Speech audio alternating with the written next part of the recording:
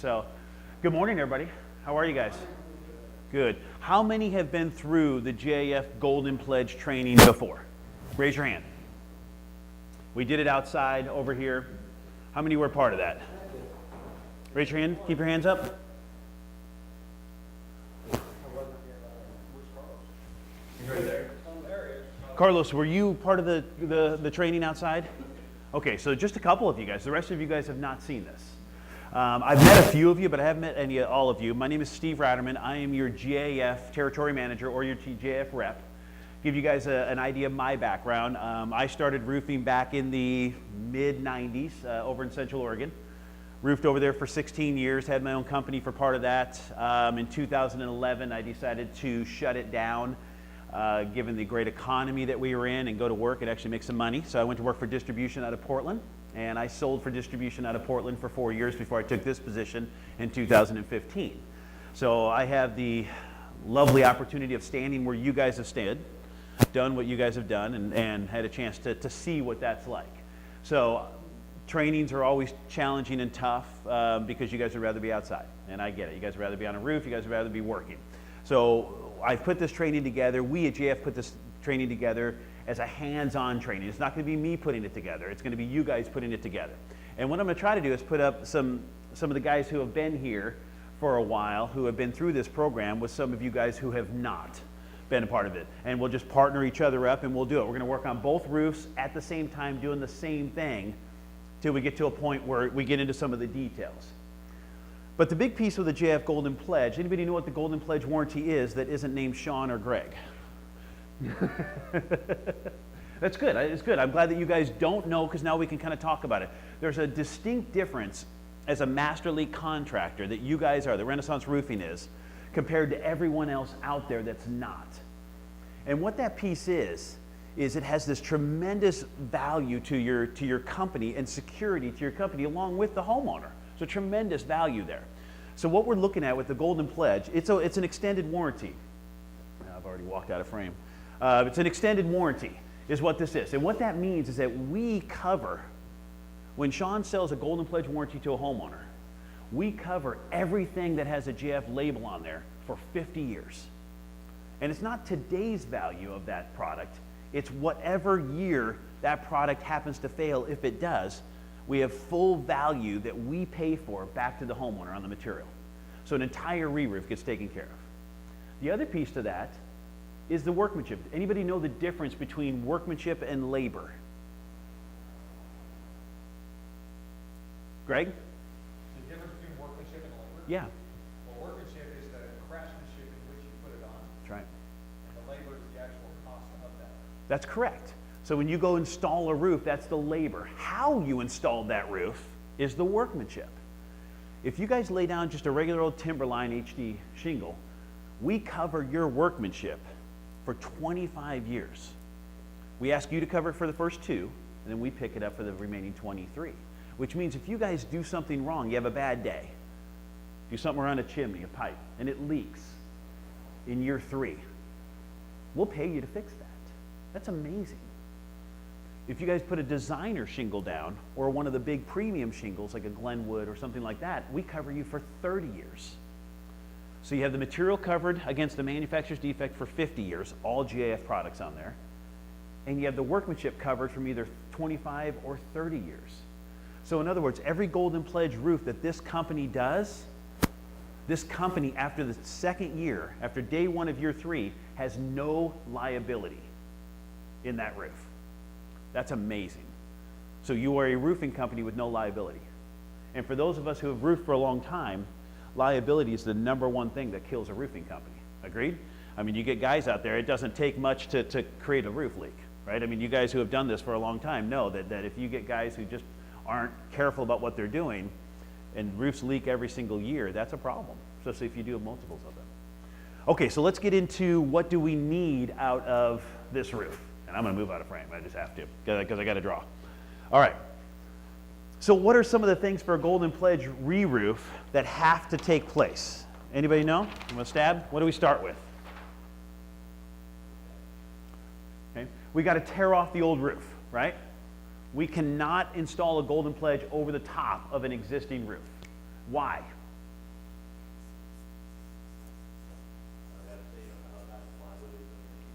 Yeah, exactly. We got to check to find out what the plywood is, right? What else?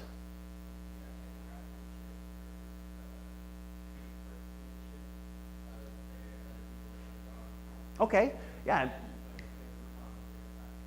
Exactly, exactly. If you go over the top of somebody else's stuff, there's a good chance you're going to use some of their flashings. There's a good chance you're going to require to use some of their stuff and how they put it together. So your golden pledge, this big piece that we just got done talking about, you're putting a certain amount of responsibility on the guy that did it before you, and that's a scary place to be as an owner, right?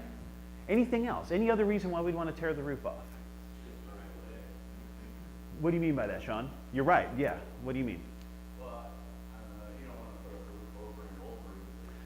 You don't know what's going on underneath it. Yeah, is a Golden Pledge roof cheap?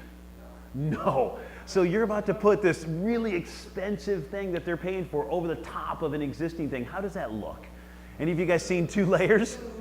Yeah, you get the waves going, it doesn't lay right, it just, nothing happens well on this thing, does it? Yeah, so absolutely, it's a ridiculous idea, especially when you're looking at the cost of a tear-off, okay? Perfect. When you start talking about putting the new roof back down, what are some of the pieces of that roof? What are the puzzles? What do we use on the roof? Start naming off stuff. What's that? Tiger paw? Yep. Underlayment. We'll call that underlayment. Okay. What else? Flashing. What else? Same flashing. We'll cover drip here. We'll say pipe. Right? We'll say skylights, so on and so forth. All flashings. What's that? Shingles, which is funny. I gave one of these, and we went through a whole list of everything on the roof. Nobody said shingles. I'm sitting there, really? Nothing else? Nothing else? No, I think we're done. Okay, how about shingles? Starter, yep. Yep. Oh yeah, got to have those. Those are important. It's only important. It's just a little bit. What else?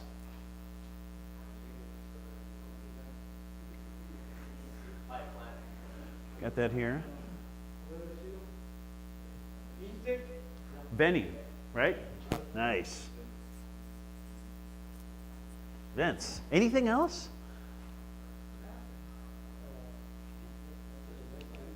That's pretty good, huh? Vents? Yeah. So what's amazing about a roof is that there's really just only so many pieces, right? Now, inside of those pieces, a roof can be really complicated. I mean, this is going to be gravy for us here, right? We're inside, it's dry, it's kind of warm. The roof starts right here at about our waist. This is perfect, right? If every roof looked like these, everybody would want to be a roofer. I mean, it'd be easy, right? But that's not what we run into. So inside of that is this complicated pieces of the puzzle that we have to put together. But always remember that there's just only so many pieces to the puzzle. So it's pretty easy sport to learn. Agreed? All right, so what we're going to do, guys, is we're going to put this thing together, and we're going to put it together one piece at a time. Okay, and so I need to hook up one of the experienced guys with one of the non-experienced guys, and I want 2 teams. We're going to work one on this deck, and we're going to work one on that deck, and we're just going to do a piece at a time. What's the very first thing we put on a roof? We've torn it off, we've prepped the deck, it's beautiful, we've all had a sandwich, we feel really good, we're ready to go. What's next? What's the first thing we do? Weather watch is the first thing you put on? Okay, anybody disagree with that? Drip metal, exactly. First thing we start out is the drip metal where? Where do we start? At the gutter line, absolutely. First thing we do. Now here's why. Is we want everything to roll downhill. We want everything to overlap. And it all starts at the gutter. Now, does anybody know how many nails we want you to put in that drip edge? Yes, exactly, absolutely. For the training roof, let's not do that. Okay, let's put a couple in there to hold it. But training roof on the camera, we want it every 8 to 10 inches. But for removing this off the training roof, we don't want it every 10 inches. So for your guys. So I need one of you experienced guys here. Who wants to go here? All right, grab a guy. Grab a guy that's not experienced. If you guys don't volunteer, I'll grab you. So, because everybody will do this. All right, jump in. Now, I need another guy over here on this. And grab a guy.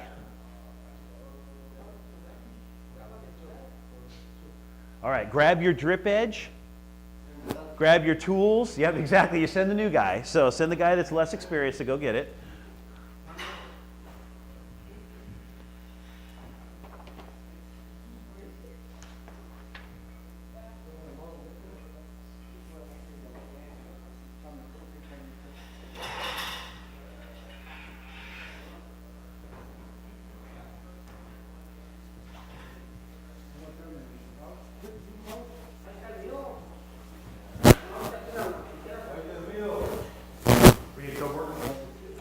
Hardest up. Oh, that's what we need right here. We'll hook them up here. We got some movement. Got a little slide rail going there. This could be fun. We could turn this into like A whole guardian training deal. Yeah. something brought me to it. Basically. Even got my name on it. So, Greg, while I've got you here, one of the things that I would like to work on today is some of your guys' details while we're doing this. So, what we do at our eave gable transition with our metal, with some of these new guys. What we do at our valley transition. So, if you would work with these guys, or make sure I've got the proper guy helping out to make sure that the guys who don't have the experience know exactly what we're doing. Let's work some Renaissance details along with the JF stuff that goes along. Are you good with that? Yeah. Okay. I'll just let the guys with the camera go. Okay, perfect. You want to work? So details. Eduardo can take one little bit, you can take a little bit. Yeah, and what I want to talk about is just making sure that everybody, and as you guys are doing it, we'll kind of talk about it. Okay. So what we're doing over here, you know, how we do that wrap, what do you guys do in that case, what do you do in that situation? So absolutely.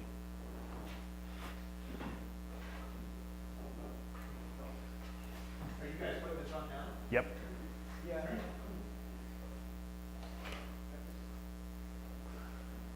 So one of the things, guys, just make sure that we work on details, showing these guys as you guys are doing it, how do we wrap this corner? What do we want? Everybody who hasn't roofed much for Renaissance Roofing, how do we do it at this company? What does that detail look like? What does the wall look like? I want to make sure that we do the details and then make sure we show these guys. So I'll pull them over. They'll be looking over your shoulder, watching what you guys do, okay? Okay, so guys, what I want you guys to do until your job is up and you guys do it, I want you guys to be over here watching what they're doing. Okay, get close, see the details, make sure you guys understand what they're doing, and let's ask questions if you have them. So, Greg, what I did explain in the camera that we go 8 to 10 inches, but for the training roof, we're not going to do 8 to 10 inches because we have to remove that. So, we explained it, 8 to 10 inches, but here we're going to pin it, and that way we don't have a ton of nails that we're trying to pull apart and destroy the deck along the way. So.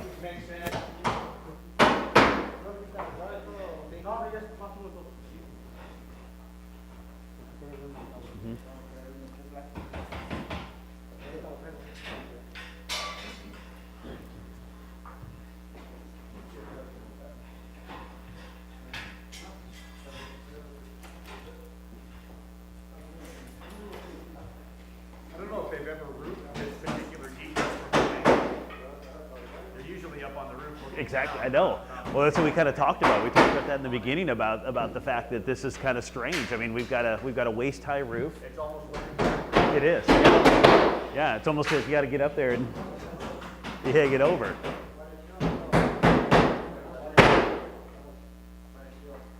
Nice, nice.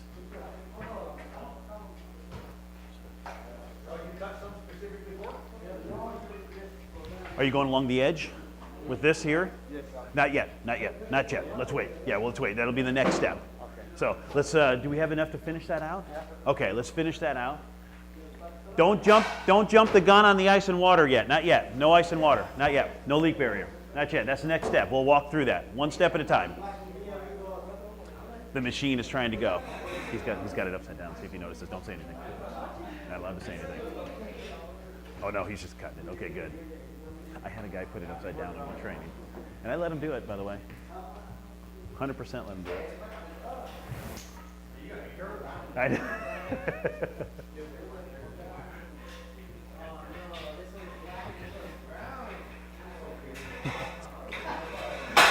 It's okay.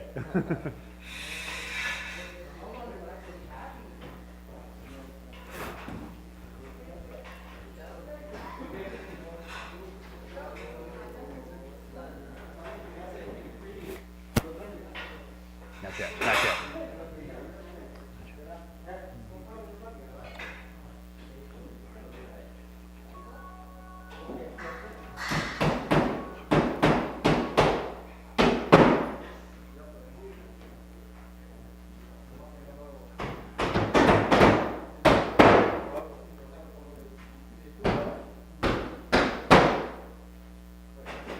Okay, good.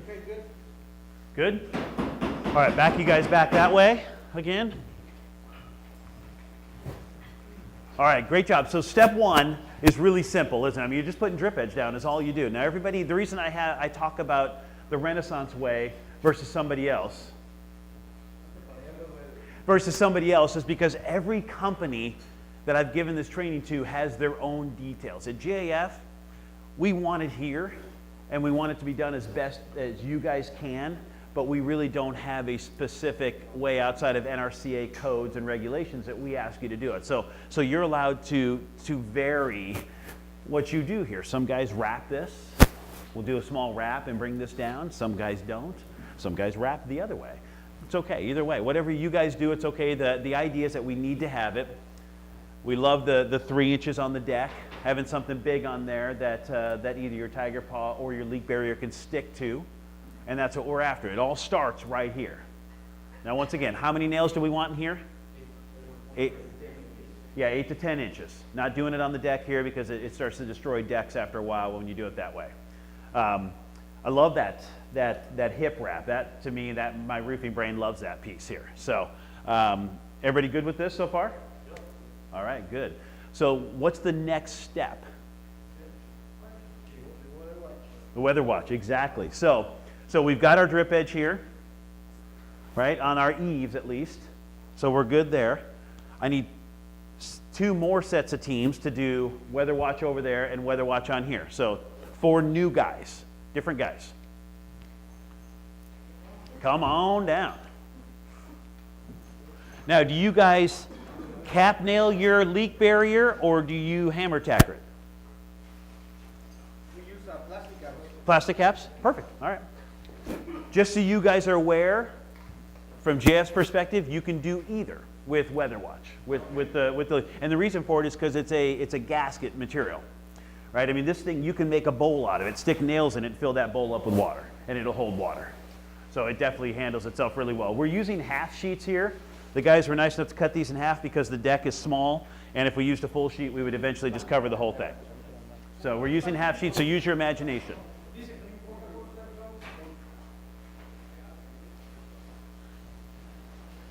What's the overlap? Do you guys overlap at your drip edge with your leak barrier? Do you overlap it at all? Do you hang it down a little? How much? 3/4. So what's that? About 3/4? Hang it over? Okay, okay, perfect. You guys use the knuckle? Yeah, the knuckle? Perfect.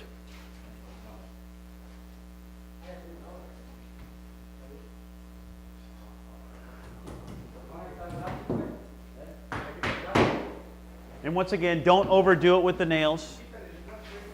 Just get it on there, just to pin it, get it so that way it looks good and stays. We're not going to climb on it.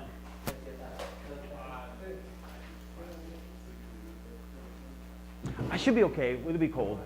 We can pull plastic. If we do this during the summer, we might have a whole different opinion on that plastic. But it's probably not going to be cold in here during the summer. Listen, you have an AC unit coming in? AC unit for the summer? We're gonna give this during the summer. I mean, come on. We figured we'd do this in the late afternoon. Perfect. Door open. The sun comes right in. Excellent. Yeah. Not yet. Not quite yet. I know you guys want to go. I get it. I'm slowing you guys down.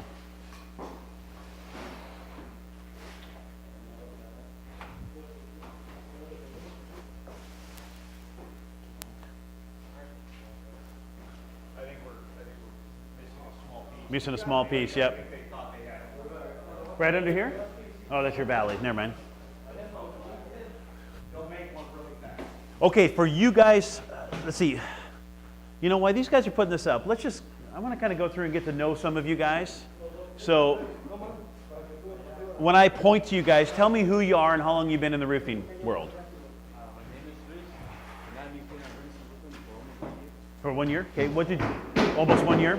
Did you roof before Renaissance Roofing? I did for like a couple of months. Okay, gotcha. So what brought you here? Just looking for work and, yeah, okay. Perfect. Felix has been here forever. Yep, Worked here for 6 months. yep, Doing some audit. yep. What'd you do before? I was an iron worker. Oh, you were? Okay, gotcha. So you're afraid of hard work. As an iron worker? Yeah, you guys don't count. You don't count. My name's Matt. Okay, I've been in the roofing industry for 3-4 months now. okay, gotcha. What'd you do before? I was actually a handyman. What's that? I was actually a handyman. Oh, you were? Okay, gotcha. I did very little work.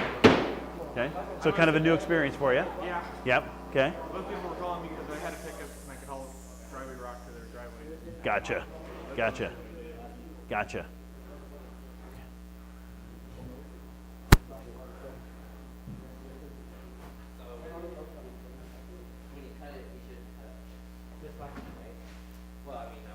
So let's talk about that. Let's tell them what you were talking about here. I put up last year, Yeah, the Chingwara, get the last year, we can put up a white shield. yeah, right there, boom. Yep, absolutely. And we'll kind of deal with that when we get to the skylight part of it. So something for you new guys that I think we need to talk about, and that is when you're dealing with leak barrier, it all has this great plastic. What do we do with our plastic up on the roof? You let it blow in the neighbor's yard. Let it blow in the neighbor's yard. Hey, as long as it's not on the roof, right? Right? This is what you want on this stuff. You can't leave this stuff free on the roof or somebody will come off. Well, nobody will come off because you guys are all harnessed up. I guess back in my day, somebody would have went off back before we had to be harnessed up with everything we do. But it's important. It goes in your bag. It gets tied in a knot, thrown on the ground, whatever. It has to come off the roof, and you guys have to make sure that that happens. Because you step back, there's enough hazards on our roof and what we do that piece of it really matters. And one of the things about being a master elite is that we want you guys to be the best. We want you to be the industry leader when it comes to everything we do, not just roofing, but safety. And we want to make sure that every one of you guys goes home in exactly the condition you came to work. Nobody in this room wants to make a call to somebody's wife or mom or sister that says he's in the hospital. Nobody. And I've been a part of those calls. Trust me, you do not want to make those calls. So, okay, so we've got our leak barrier down. Anything that we would do differently on any of this stuff? What's that? What would you do different on the hips? We do not need it on the hips, not here. That's right. Now we have and you guys have probably seen this in some of the trainings, you guys have been here for a while. We do have this picture that we show that shows it on the hips, it shows it on the ridge. Over here in the Pacific Northwest, that is not a requirement. We don't need it there. There's no reason to put it there.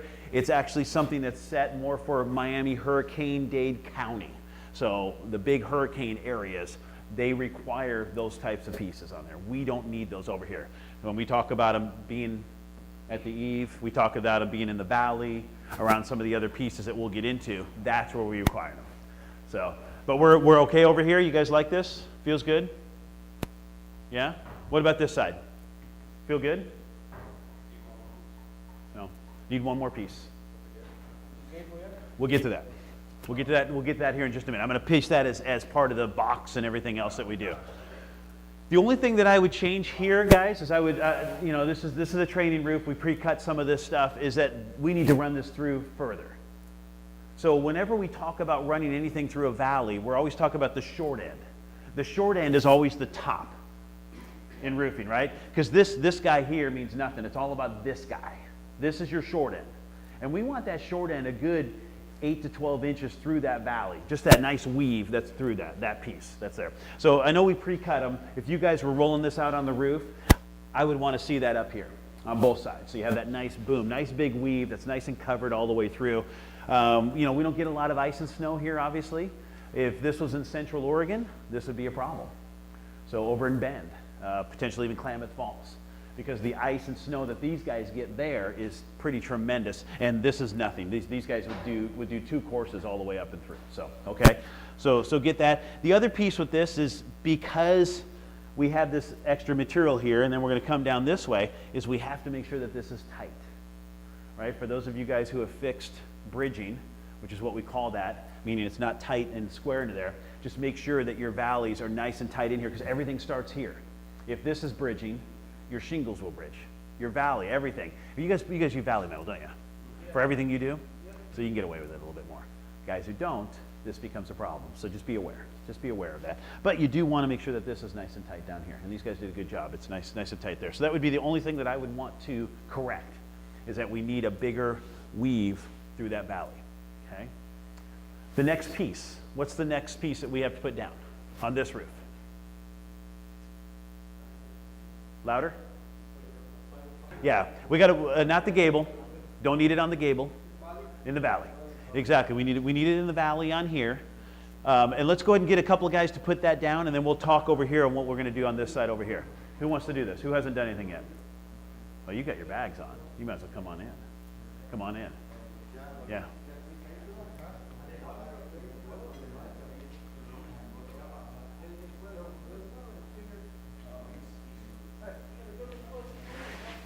He can help him. Just talk to him. Yeah. Just talk to him. Tell him what he needs to do and why he needs to do it. All right, for you guys over here, let's talk about this side. So we've got a couple of pieces. We got a couple of pieces that we have to deal with ice and water, with leak barrier over here, don't we? Yeah. Talk to me about what we need to do and why we need to do it. Felix, do you remember what we need to do? Yeah. Okay, so tell me what. How big of a piece of ice and water do we use? What's that? We use a full piece. A full piece. Now on this, we won't use a full piece because it's a training roof. But out on the roof, around any box. Now a box could be a skylight. A box is a chimney. A box is a dormer that comes up, right? We don't care what's built above it. All we know is that anything that's a square box gets a full row of ice and water all the way around it. So a full 3-foot piece all the way around it. At the bottom, at the sides, and if there's a top, up at the top. All right? Make some sense? Any questions about that? Yeah, let's use half pieces. Yeah, let's just cut some half pieces and we'll wrap that all the way around. Yeah. But hang on before you do that. Is ice and water the next thing that we would use on this roof? What's that? The bottom. Exactly.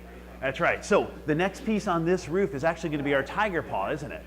So the ice and water goes over the tiger paw or under the tiger paw around the box. How come? You're right, but how come? Do you know why? So yeah, it's what we're doing is, from the GAF world, we know that you're going to put together a great roof. We're not worried about the shingles leaking, because we make great shingles. You guys install them in an amazing way, so we're not worried about that. What we're worried about is the box, the thing we didn't build, right? If this box leaks, we want tiger paw, we want ice and water over the top of the tiger paw. So if it leaks, water hits, runs down off the roof. That's what we want, and that's the reason why. What about at this wall? Do we want tiger paw down, or do we want ice and water shield down on the deck first? We want ice and water first?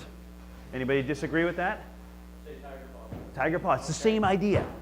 We didn't build this wall. You didn't build it. We didn't build it. So what we want to do is we want that tiger paw, and then we want the ice and water over the top. So if the siding leaks, hits that ice and water, rolls out on the tiger paw, and then off the roof. Now, how far do we want the ice and water to go up the wall? 5 inches. We want to try to get 5 inches if we can. That's our goal. But first, let's drop Tiger Paw on this first, okay? So 2 guys, let's put Tiger Paw over there. I'll deal with these guys over here now. Matt involved, I know he doesn't have any experience, but go ahead and get involved. So you gotta learn sometimes, get in there. Absolutely, Matt. Doing good. All right, so you guys got that. Tiger Paw first. Now, do we use hammer tackers or plastic cap nails? Absolutely. Do we know why? Because I would imagine plastic looks like a gasket. Yeah, exactly. So the reason GAF requires on our Tiger Paw, which, can I see that for a second? I'll give you that. The reason the GAF requires plastic cap nails on here is this is not an aesthetic base, so there's no asphalt in this product. It's not going to seal around any nail that you give. And that's why we don't want metal or hammer tackers. The goal is you go with a plastic cap that pinches it, squeezes in, water's going to take the path of least resistance and try to work its way through. And that's your goal on there. Now, if you guys forget, every couple of feet down by my foot, it's actually written. If ever you guys forget, it's actually written on there. I have been called to jobs where guys say the Tiger Paw is leaking and they hammer tackered it. And I'm standing there on the wording every 2 weeks. It says, every 2 feet that says, please do only use plastic cap nails or staples to do this thing. It's amazing. So, don't nail that down. Don't nail that down. We don't need it here. You don't need it? No, don't need it here. They were just asking. Yeah. I'm gonna train him out of it. Yeah, I'm gonna train him out of it. Don't need it. Not necessary. Okay, you heard it. Yep, don't need it. Nope. You heard it from Steve. That's right. So what's next over here? Tiger Paw. Tiger Paw, absolutely.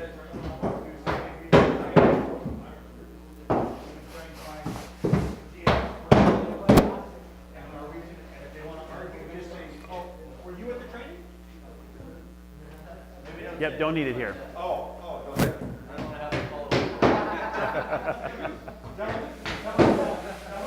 Now, don't wrap up the wall. Cut it right at the wall or a little short of the wall. Okay? Cut it short of the wall. Don't wrap it up.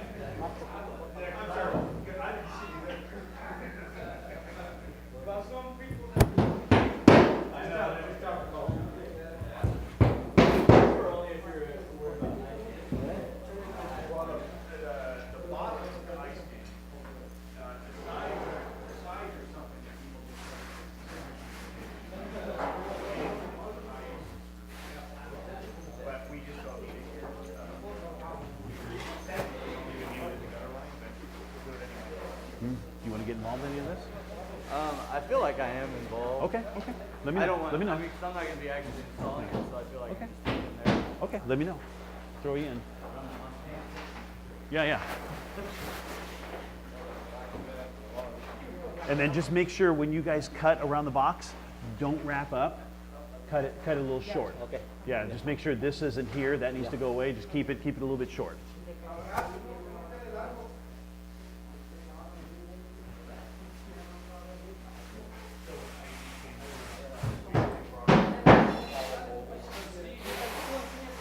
What's the rule here on Tiger Paw? Do we need to go all the way down? No. Hey guys, good question. So yeah. Hang on, guys. Hold on just a second. Hang on, guys.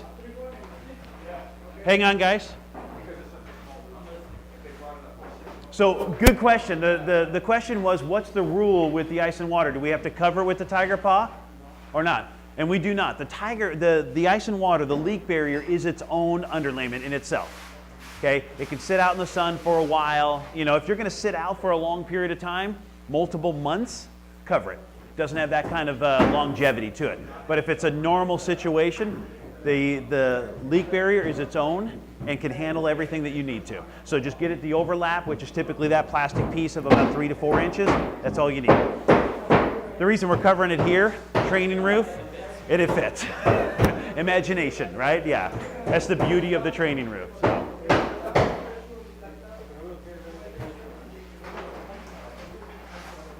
Voice okay? As far as you know? Okay. All right. A lot of noise behind me, so.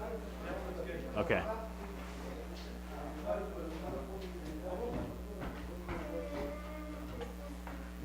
Do you run your Tiger Paw through the valley? Yeah. You do? Because Yep. if you step in the valley, I love that. Yep. Yep. I love that. Yep. They cover all the ice and water shield with the Tiger Paw. Okay. That way it's got durability on. Okay, that's how you guys want it. All right, one little addendum to what we just talked about.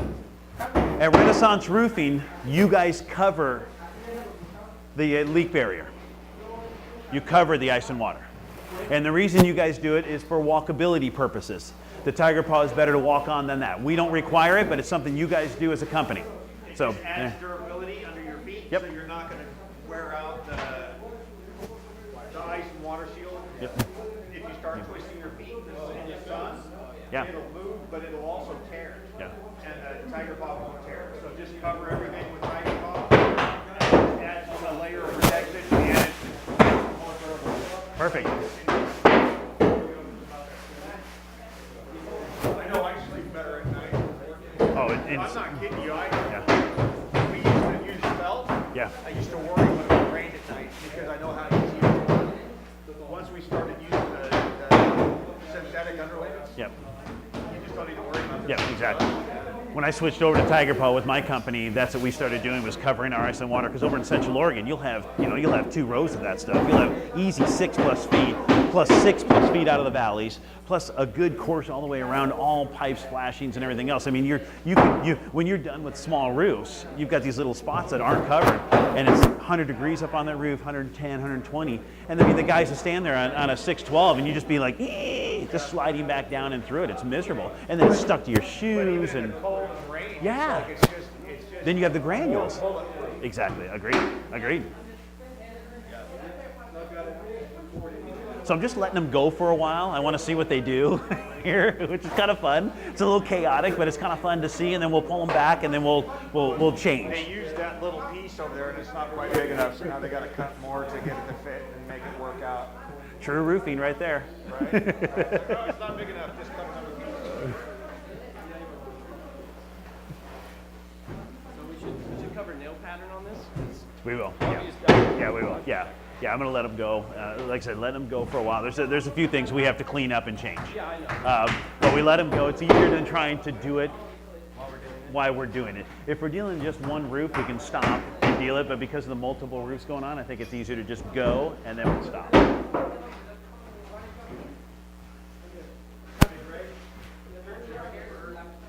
Chair? I'll get it.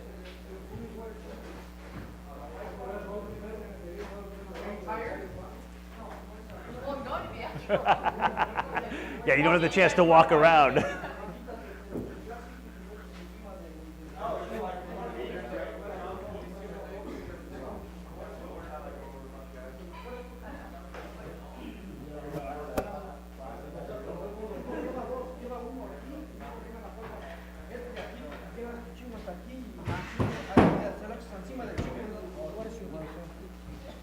I'm just explaining about the pipes, about the weather marker. So Yep. you lay down your shingle, take the plastic up, and you Oh, put it you're on jumping top. so far ahead of me right now. Oh, Trying to explain no, it. you're good. Have them let's do this here, and then we'll pull everybody back, and then we'll talk about exactly that kind of stuff. We'll do all of that, so yeah.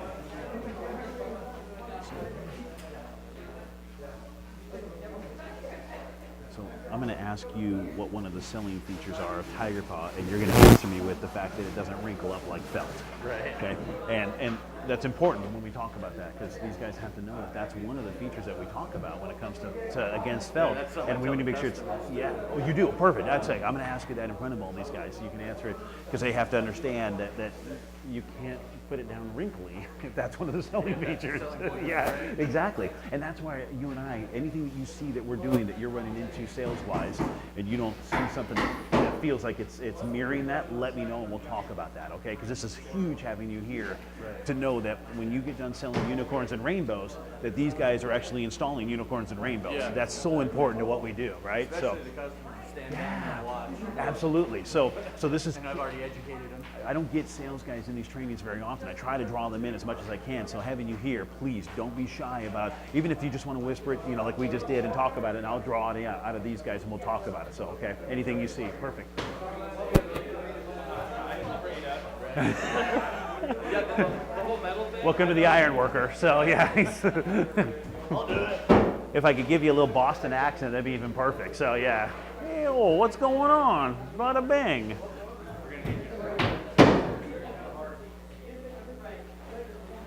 Don't wrap the chimney yet.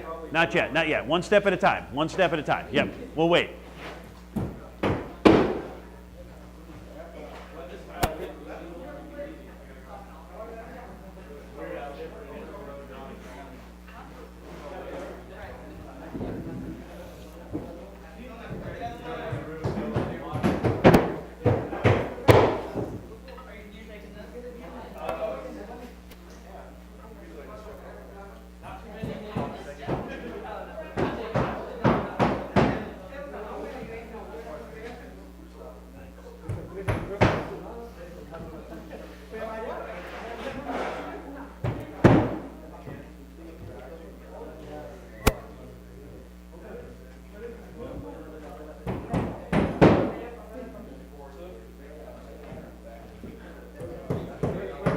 Well, 12, right?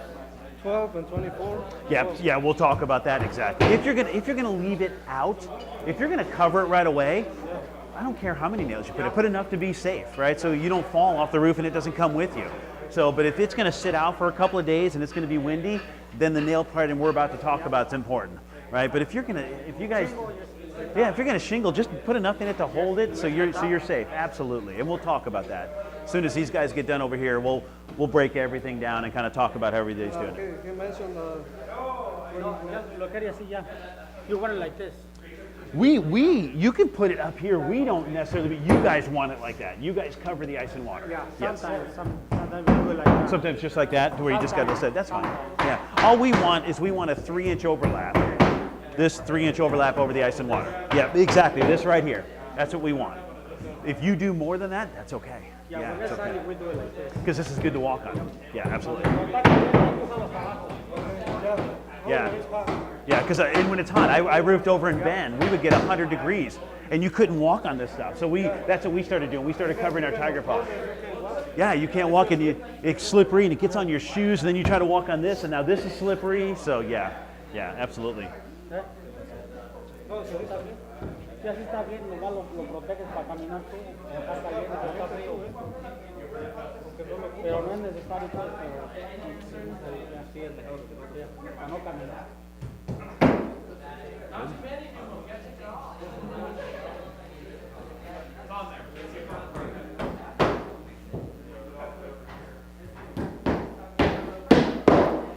Okay, guys, come on back. Great job. Let's take a look at this. Let's start over here on this roof here first. Anything you guys would change, or does this look okay?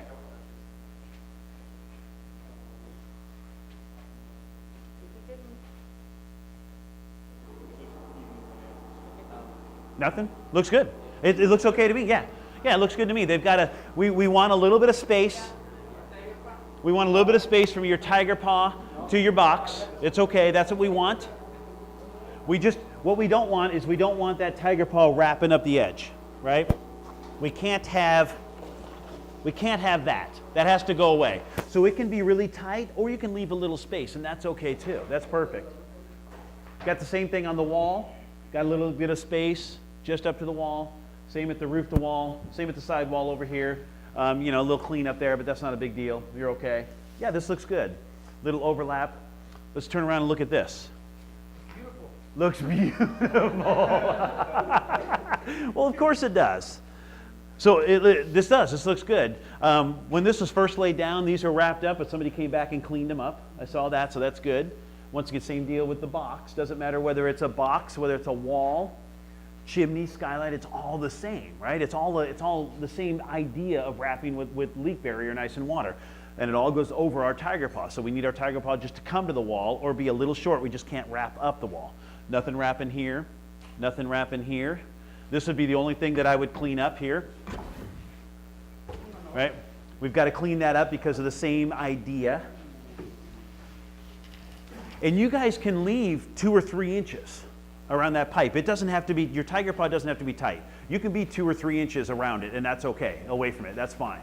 So when you guys roll that over, don't be afraid to make a bigger swath, it's okay. So that looks good. Edging looks pretty good. That looks pretty good up there. We've got a nice wrap through here. Everybody happy with this? Yeah? So let's talk about the nail placement. How often do we want to nail on Tiger Paw if we're going to leave it? On the bottom 12 inch, and on the middle 24, and then on the top 12. Exactly. So in other words, every other nail, every other hole here at the seams, top and bottom. And then in the middle, you can actually kind of do this if you want. If you're going to leave it, meaning if you're going to leave it for a couple of days, or if you're drying it in today, tonight a windstorm is coming in, and you're not roofing it till tomorrow, I would do it like that. If you're going to shingle it right away, just put enough nails in it to be safe, to make sure you're going to stay on the roof, it's going to stay on the roof, and that's okay, because you're about to cover it, so it won't matter. Does that make sense? Some of it's in your guys' capable hands. You guys are smart. You guys can figure that out. Okay. Sean, one of the selling features of Tiger Paw is what? Exactly. So when you guys, so who roofed with felt? Me. I did it most of my roof. You'd roll out your felt today. What does it look like tomorrow morning when you show up? Exactly. And what did we used to have to do to get our shingles to lay flat? You'd slice it. Yeah, you'd have to slice up your felt, which is the craziest thing in the world, right? I mean, if you couldn't finish that section and it was going to rain today, that was a problem. Yeah. So, because now you sliced up your felt, but you had to because some of these were bunched up. I mean, you had wrinkles that would look like this. Tiger Paw does not wrinkle. It doesn't shrink and expand to that extent overnight or even in a few nights. So if there's a wrinkle on the roof, it's caused by who? You guys. Be aware, Sean is in the home talking to the homeowner about this doesn't wrinkle. If they step out of their house and it's this wrinkly mess, that's going to be a problem for them. And trust me, it only takes one or two things for homeowners to get pretty upset with you guys, right? It doesn't take much. You guys can lay a beautiful roof. But if it just takes one or two things and all of a sudden Sean's a liar, right? And that's a problem. So, because now you guys are liars and everybody's a liar. So just be aware that don't stretch this out too far. And you guys have probably seen that, especially you guys who've used Tiger Paw for a while. I mean, it's a big roll, guys. It's a big roll. Yeah. If you get that rolled out too far, it will sag on you. So you have to be aware of that as you move through the world and train these new guys as they're doing it, what it is to do. So let me ask you guys a question. For those of you guys who've been roofing for a long time, if you put a brand new guy on drip edge and you told him, I need you to nail that every 8 to 10 inches, how does he determine what 8 to 10 inches is? Bam. I love that. Come up with a way, whatever that is. Anybody measured a comp gun? It's about 8 to 10 inches. Okay, there's ways of doing it. What would you guys do if the new guy whipped out the tape measure and went, ting, ting, ting, ting, ting. Ting, ting, ting, ting. I mean, exactly. Off the roof he goes. In the good old days, in the good old days, back in the 80s and 90s, they would take your bags, they'd take your bags off of you, they'd throw them on the ground and say, go pick those up when you leave the job site, get out of here. So you have to come up with ways, and I love duplicatable processes. I love things that we can teach new guys who've never done this thing before. Easy ways of being productive in what they do.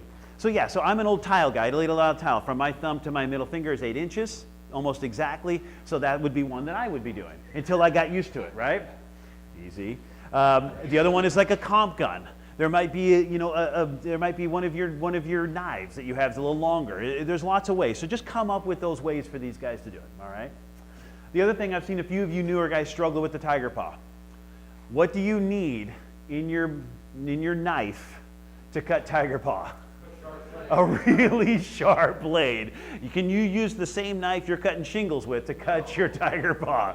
No. Good luck. Yeah. Exactly. Anything won't. So I don't know what you guys, if you guys carry two knives with you. Something to look at. One of the things that used to be made, I don't know if they still make it, but Husky used to make a double-bladed one. So it was two-sided. Now it's a little longer, but it was two-sided. And you bring them both in, you retract them both, And I used to just mark mine. One would have a C and one would have a T. One was for comp, one was for tiger paw.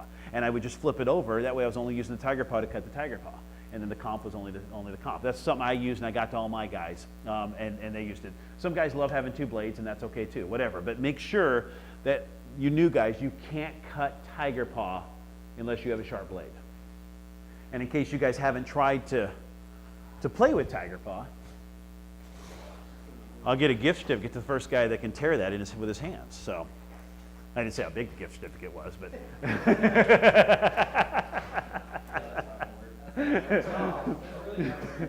yeah, it's not impossible to tear, but it's really, really challenging to tear. Do you? Nice.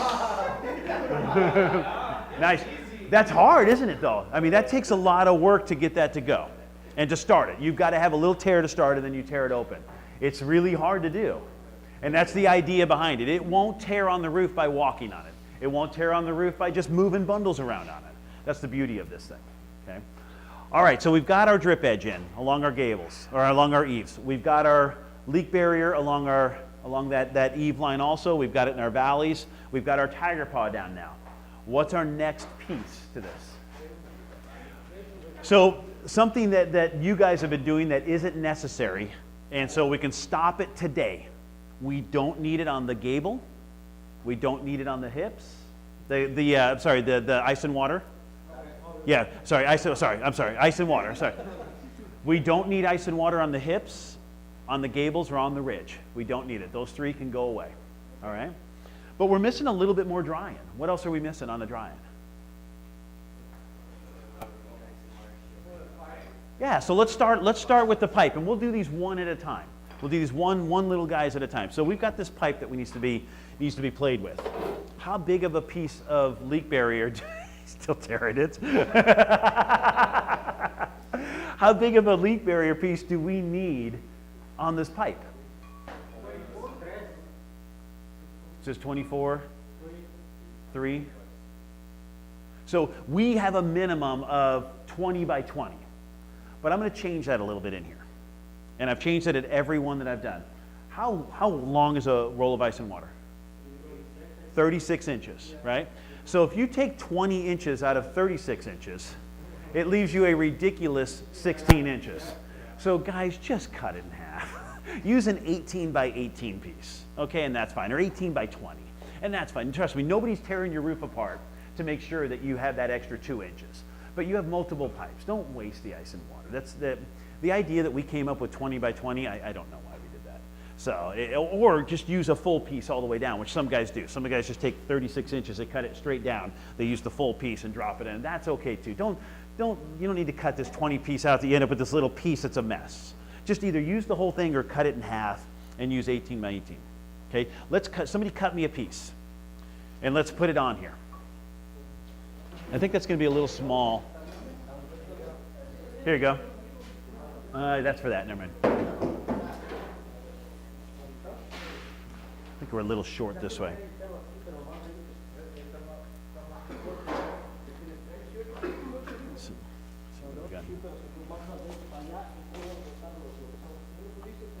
Yeah, we're close. All right.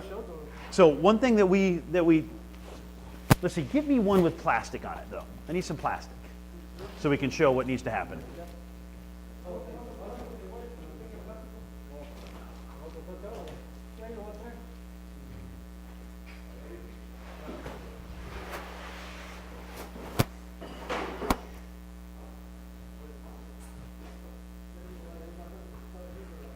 Yeah, we're going to need more anyway, so we're going to need some for that. We're going to need some for that. We're going to need some for the walls. Okay, perfect. All right, hey, come on over. Come on over. All right, how do you guys, if you handed this to a guy who has no roofing experience, which by the way we have him right here, okay, and you need him to cut a pipe.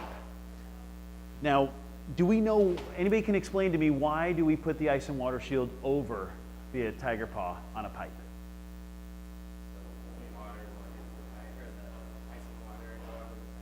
So if it comes down here, it hits this and runs out? Is that what you're thinking? Well, it would, if it leaks here. So the reason that this was put together this way is before this was created. How many guys have installed no caulks for years? How long does a no caulk last in this area? Yeah, I think 8 to 10 years, right? I mean, they're not very good. So we're putting a 50-year roof down, knowing before this, knowing that the no caulk pipe flashing we're about to use is only going to last 8 to 10 years. So GAF had to create something that protected the roof. The same goes with the skylight, the walls, everything else we do. We didn't build the pipe, and at the time, we had nothing to do with the pipe flashing. So we had to protect the roof. So that's why we came up with this application around the pipe. But there's a couple of pieces that have to be done perfectly if it's going to work. One of those, when you cut your hole in your ice and water shield for your pipe, that has to be gasketed. It has to be tight. If it's not tight, doesn't matter what you did, water's just going to run right down through, right? So it has to be perfectly round and perfectly tight around there. How do we train a new guy who's never held a gun or a knife how to do that? I would take center over take the water commercial and go to pipe center properly and back on it. Okay. Okay. This quarter line. Yep. So you would trust a guy to your roof if it was your company to cut out without ever, he has no experience, to cut out a perfectly round circle. You see the problem, right? The problem, that's kind of the problem that we have, is that sometimes we don't think about that stuff. We just say, hey, get that done. And then this thing fails and all of a sudden we have water coming down. So how do you guys do it? Do you guys cut that perfect circle on your own? How long have you guys been doing it? Long time. Yeah, a lot of years. So here's an idea. And by the way, this wasn't my idea and it's not GAF's idea. It is another contractor in a classroom just like this that showed us this. It showed me this. What if you took this guy, set it over the top, okay? Took your knife and cut the inside of the pipe. It's perfect. It's a perfectly round circle, and you have the pipe to help you with that. It's a little smaller than the pipe, so when you work it down, it actually creates this beautiful gasket, but you got to go slow, right? You got to go easy. If you don't go slow and you tear it, you've just messed with this whole idea of how long this is supposed to last, correct? So that's number one. Number two, what do we do with the plastic on this? You pull it off. We got to leave it. Why do we leave it? Exactly. So here's what we're going to do. We have to leave the bottom part of the plastic on here. The reason for it is when this gets put on and sits down on the pipe, as we shingle up, there's going to be a spot where we need the top of a shingle to go up underneath this. Because once again, if we're going to put this together, so if water runs off the pipe, runs onto this, we have to give it somewhere to go. And somewhere to go is back out onto the shingle. So we have to leave the plastic on the bottom part of this thing. So this is what's caused some contractors to just cut a full 36-inch piece all the way down, and then what they do is they just take the bottom half of the plastic, or excuse me, the top half of the plastic comes off, that gets stuck down the pipe, they leave the bottom half on, and off you go. Not necessary, it's your guys' deal, you can just take this and work it down, and then just leave it there, okay? But that's your job, I'm gonna leave you up to it, I think you've got this. Let's move on to the boxes. Let's leave this box and let's go to the big box over here. You're the boss lady. All right, let's talk about this box. Come on over. Come on over. Come a little closer to me. You guys are so far away. Want to feel some love. What do we need to do with this box? How much? How wide is our swath of ice and water that we're going to put around this? Full sheet. We put a full sheet of ice and water shield around every single box. Now, what classifies as a box?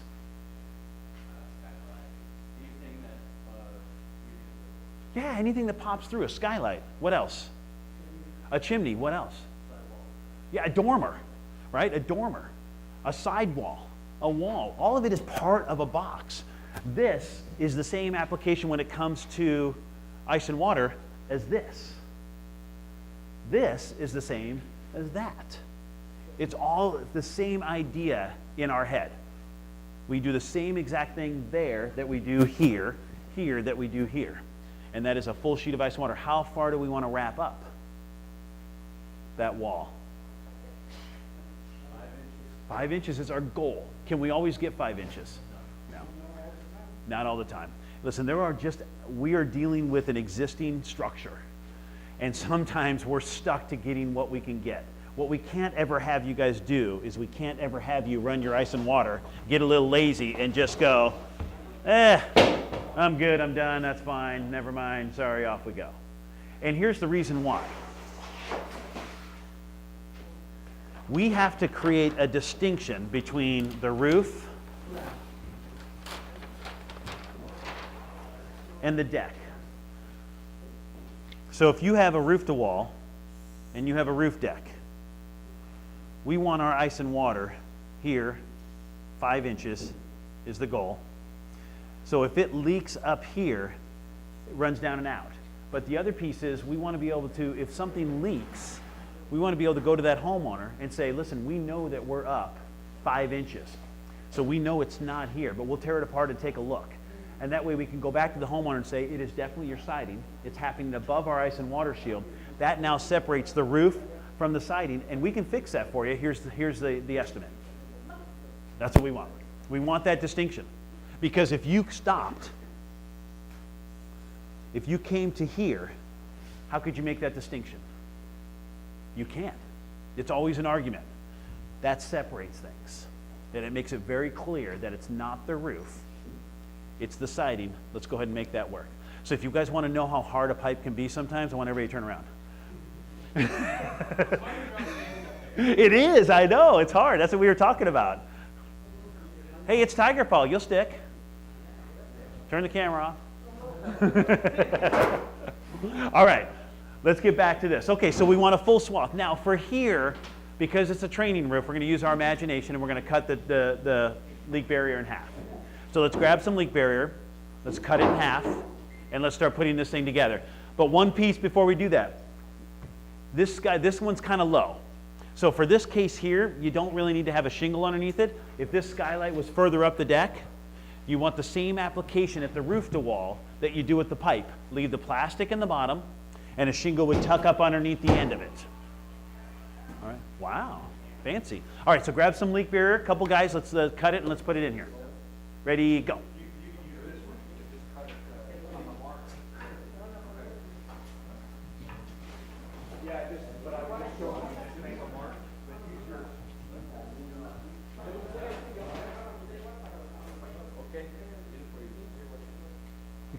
How'd we do? Are you going to do it that way? Okay. Yeah. Did you guys use a hammer? So one of the things that we talked about, just so you're aware, is that, you know, the guys who are experienced are really good at marking it, flipping it over, cutting a perfectly round circle. Right. So one of the things that I was having them just play with is the idea of what happens if the brand new guy who's never been on a roof before, or you know, has never cut a.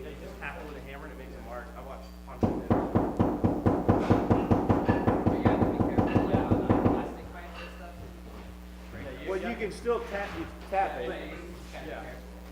So one of the things that have come up over these Golden Pledge trainings is owners who have said, you know, what if I get my brand new guy who decides on his own to go ahead and do this? Then what happens? And do we trust him to do this, right? This is easy for a guy who's been doing this for a while and he gets the feel and he knows. But a brand new guy, how does that happen for him? So one of the things that we talked about, and one of the guys showed me what he trains his guys, the lead guy does, is cutting the inside of a pipe. Now it's a little hard with this because it's metal, but on on a plastic one, you can take that guy, stick your knife in, and just go, whoosh, and you create this perfectly round circle that's just a hair small in the pipe. You work it down, it actually creates a little turtleneck seal, and it's beautiful in how it is. So I had these guys playing with it, but I forgot about the inside of that pipe being a little rough. This one's a little different. Yeah, because we made this one specifically for. Exactly. Yep. Yeah. So. But I think I got the point across talking to these guys that it's important for the new guys, just because all you need is one guy that makes an oval instead of a round, and now you put that down, it's like, okay, that's one piece of ice and water gone. You know, and it's like, it's not a huge thing, but it's a time thing. Yeah. Things, you know, how do we, duplicatable processes that can move forward quickly in our roofing. Right. So, I not actually huge. meant when I wasn't here, Sean, if you got my text. just got it though, so. Yeah, hey, before, when I wasn't here, I was just like working on something else. I walked over there and looked at my phone. I don't think I missed one. No, it was actually a good time for you to be gone. So, yeah, we didn't move things forward. We Well, I wanted to get some pictures to throw it on Facebook. Nice. For the people that we've already roofed for, they can see what, I love that. That's a fantastic, by the way, fantastic idea. Yeah.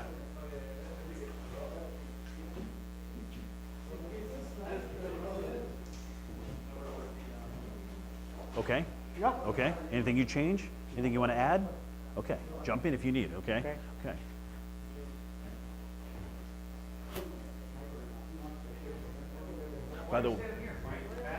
By the way, yeah, get in. Get in, But watch. these guys will. close. Get in either there or here. Here, Matt. Hey, Matt. Matt, so grab some ice and water and let's do this box right here. Right?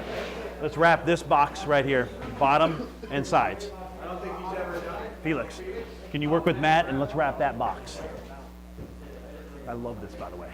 It's a little chaotic, but it's kind of organized chaotic in a certain way. I love this because everybody's doing something. And so this is what I was talking to Ryan about. I said, what you'll start to see is they'll start off back here. As this training continues, they will all be in your way because that's what happens to every one of these trainings. They just, all of a sudden, you know, it's like this guy's helping this guy, this guy's helping this guy, and pretty soon everybody's at the deck like it is right now. Remember when this thing first started? Yeah. We had 2 guys doing drip edge there, 2 guys doing drip edge, and everybody leaning against the wall. And it's amazing how these guys this is what they love. This is their world. Just takes them a little bit to get into it. Matt has never shingled before. Okay, perfect. Anybody else that hasn't? No. Jesse gets involved. Okay.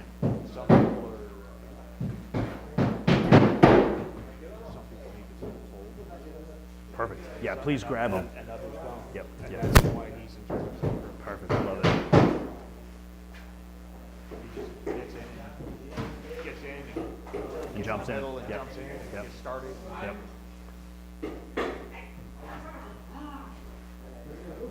No cussing, you're on camera. So I wonder if we could do something on the walls that allowed us in the summer to train on this thing with ice and water wrapped up and not leave a sticky goo. I don't know what that would be. What do you think?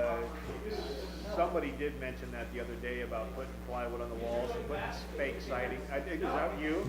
Putting siding on it so we can actually see how What to we get run under the into? siding. Wow, that's training. That's some fantastic training there. I was like, yeah. Oh boy. So we might, you know, Yeah. maybe eventually we'll do like a 6-inch, 8-inch plywood up the wall Yeah. or something, and then put some little siding in there. So, I like it. yeah, maybe.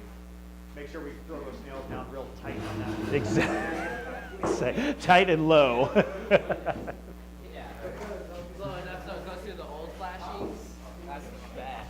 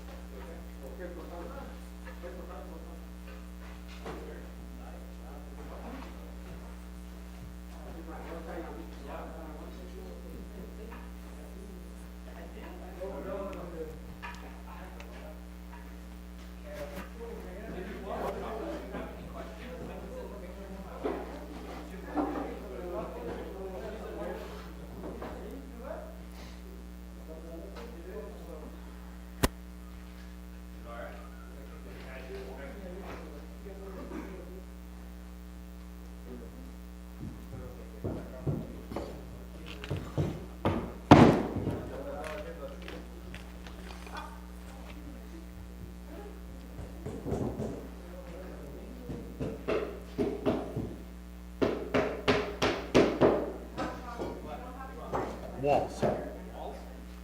Sidewalls. Ice and water and sidewalls. I'm very comfortable now. Thank you. I'm doing okay. It's all right. Thanks.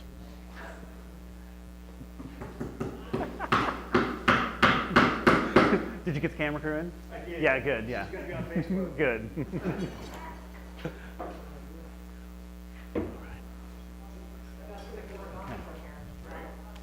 All right, so we do have some scrap on the floor. Yep. Let's do a quick cleanup real quick. Yeah, can we do a little housekeeping? Pick up that stuff and do the dishes.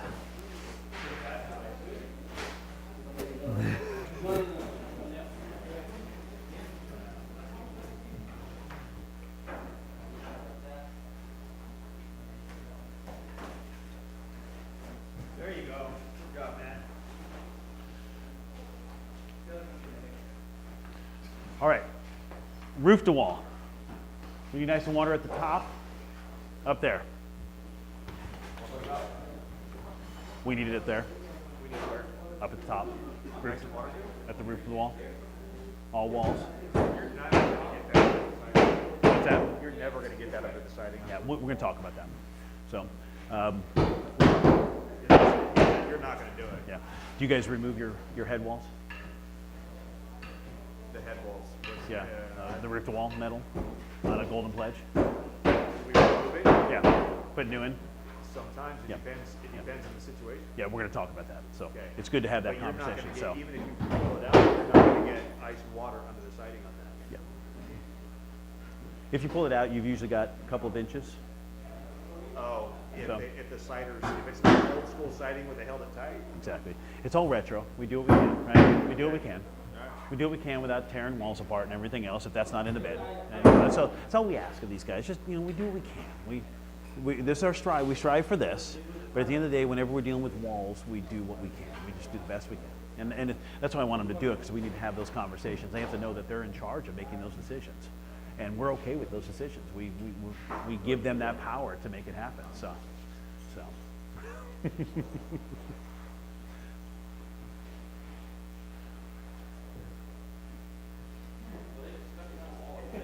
Yeah, I know. They did not. Yeah, they just went for it. And then we need a roof to wall here. Yeah. Mhm.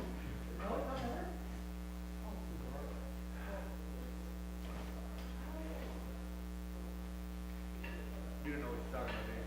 Yeah. Smile at Steve. Oh, okay, that's nice. Yeah. Tighten them up. Getting them all straight. See, I get that. I get that. Yeah. Yeah. How long? A year? 20 months. 20? 30? Yeah. It's a long time. We don't have a pretty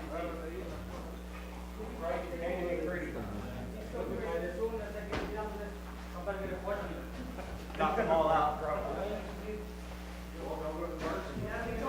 See, Felix, you want to help him with that? Not yet. Oh, the one on top? Yeah, one on top, exactly.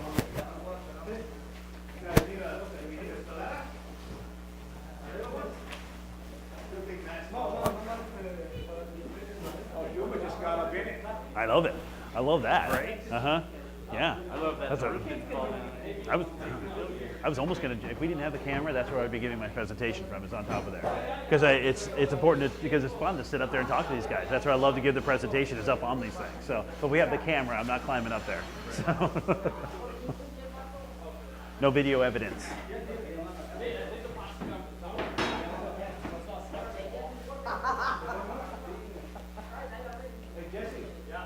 Son has just informed me, when you're an adult, if you go just one day without getting all of your work done, you're already behind. You're a bitch to catch up.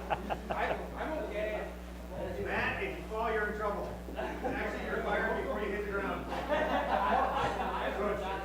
And that's a quick firing, Matt, because you're not high up. Under OSHA regulations, you do not need safety equipment here because we're only 2 feet and a half feet off the ground. Woo. Not over 4.5 feet or whatever it is. 6 feet. Yeah. Chris is right here up on the roof. Hey, Chris, thank you for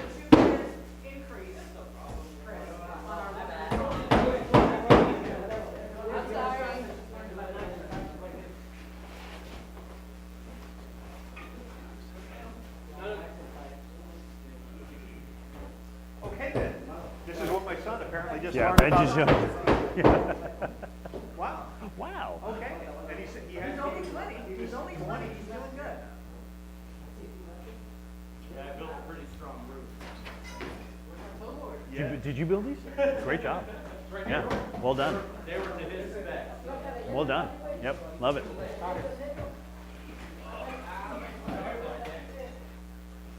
Muy bien. I didn't want to stick it to the wall, so I left the plastic on. Oh yeah? Oh yeah. Good, I love it.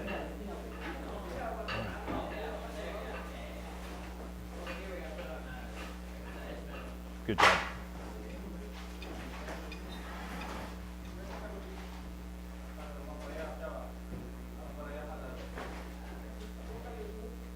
They are sticking it to the wall, aren't they? Yeah, they are. Oh, We'll, I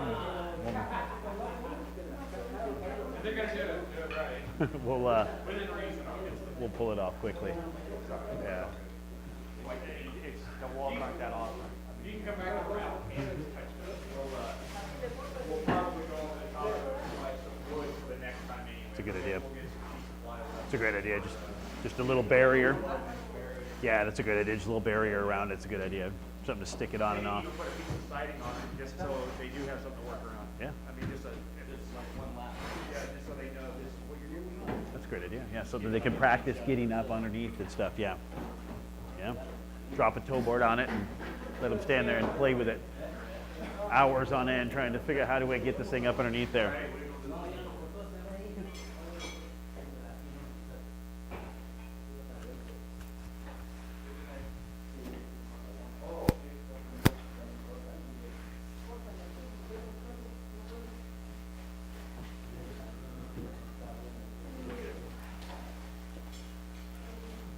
So Steve, we do a water shield just on top of the tiger top. Water gets behind the shingle, it's just going to run through the top of the water. How come it would get behind the shingles? It's just so. How would it flip up? Okay, I'm just asking the question. So, yep. So, No, actually, because that's the very top. from the JF, Oh, I see what you're saying. so here's the answer to that. Okay, and it's multi-tiered. Number one, if it's windy, rainy, and it hasn't had a chance to organically seal, and you're concerned about that, you guys should be hand tabbing your shingles down to create the wind warranty, right? So if you're on the coast, people who roof on the coast right now should be, and the top guys are adding in to hand tab their seals, so the shingles will not pull off. Yeah, yeah. And I had a guy who bids it in. He bids it in over on the coast. I know. So yeah, Hand tabbing is taking a Yeah. caulking gun yeah. Everyone. and you get done with. Four about quarter to nickel size. Boom, boom, four size. With every one and you go dab, dab, dab. Yeah, yeah, Dab, dab, dab. yeah. Dang. Yeah. You'll be there for 6 days. Yeah, he bids that in on the roofs that he knows when windstorms are coming and things. So So yeah, the thing about that I know about the GAF, and we use 6 nails per shingle, we don't have to hand tab to get the wind warranty, correct? Not true. Not true, you get 130 mile an hour wind rate. you do. Once it seals, which we need a specified amount of time for that to take place with the temperatures. It's all about temperature at this point in time. So when you read through the wind warranty, we need enough time for the wind or for the sun and the organic air to be at a warm enough temperature to activate the shingle. But I also So- know from experience that the shingles will hold up in some pretty strong wind. Absolutely, absolutely. So we don't have that problem a lot because they tack. It doesn't take much. I mean, at about 50 degrees, we start getting a small amount of tack. So days like today, you'll get a little bit of tack. You throw a sunshine out a little bit there now, and now you're definitely getting some tack. We have the strongest adhesive out of any manufacturer by almost twice as much.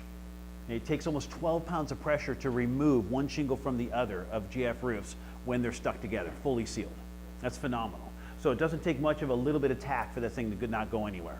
So we don't get a lot of wind blow, as Greg will tell you from the years that he's been laying this product. You don't get a lot of wind blow up.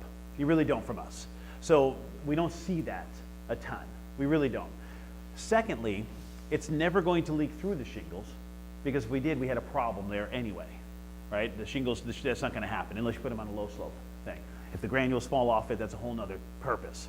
So the question that was being asked is, why do we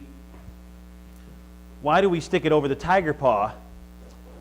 What happens if water runs this way, right, and can now get underneath this and hit this? And my question back to them was, how would it get there? So the other thing to think about is that how would it get there is also, when this is stuck down, it's stuck to the tiger paw at this point. Water will always travel to the least resistance, right? So it's going to hit this, it's going to hit the glue. It can't really get in there very easily, and it will go out. Yeah. But you're talking a very minimal amount of water that's even possible to get in there. But this is part of the reason why we do this application. So if this is up the roof and it leaks in the siding, our goal is to hopefully have that water hit this, run back out onto the shingles. Because once again, what's our application with shingles here? We take a shingle underneath. So we're always kicking it back out. So I guess the question comes again is, how would water get there? And that's what we're trying to eliminate. We're trying to eliminate the ability of water getting to this deck. That's the goal. And if it does get to the deck, we're trying to kick it back out in every possible chance that we can to eliminate that ability of water to be able to get to the top of this thing as it runs down the roof. Make some sense? Does that answer your question?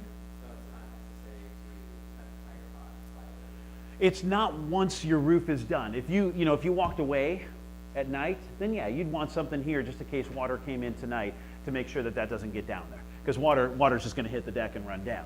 Once it's roofed and shingled, absolutely not. Because this piece of ice and water is protecting this pipe. Everything else above there that's a shingle is plenty secure, and we know it's not going to leak in the shingles because you guys do a great job. We make a great product. As you move your way up to a box or a wall, that's why we do this application, to try to kick any water that might come in at that point back out onto the shingle. Make some sense? Any other questions with that? Did I answer that clear enough for you? Yep. You still seem skeptical. He does. He's a little skeptical. It's okay, ask it. I mean, listen, whatever it is, ask it. We'll beat it up together here. So, okay. We've tried. I mean, we tried to create a roofing system that is as bulletproof as you can possibly make it. I mean, it's still roofing. There's still variables that are involved in this thing. But at the end of the day, I mean, this is your Golden Pledge dry-in. This is what we require as a Golden Pledge dry-in. That's pretty remarkable.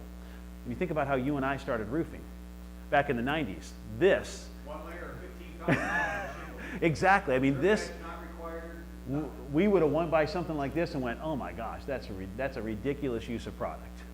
Right? Because it was 15-pound felt on everything, and you just shingled it up. Off you went.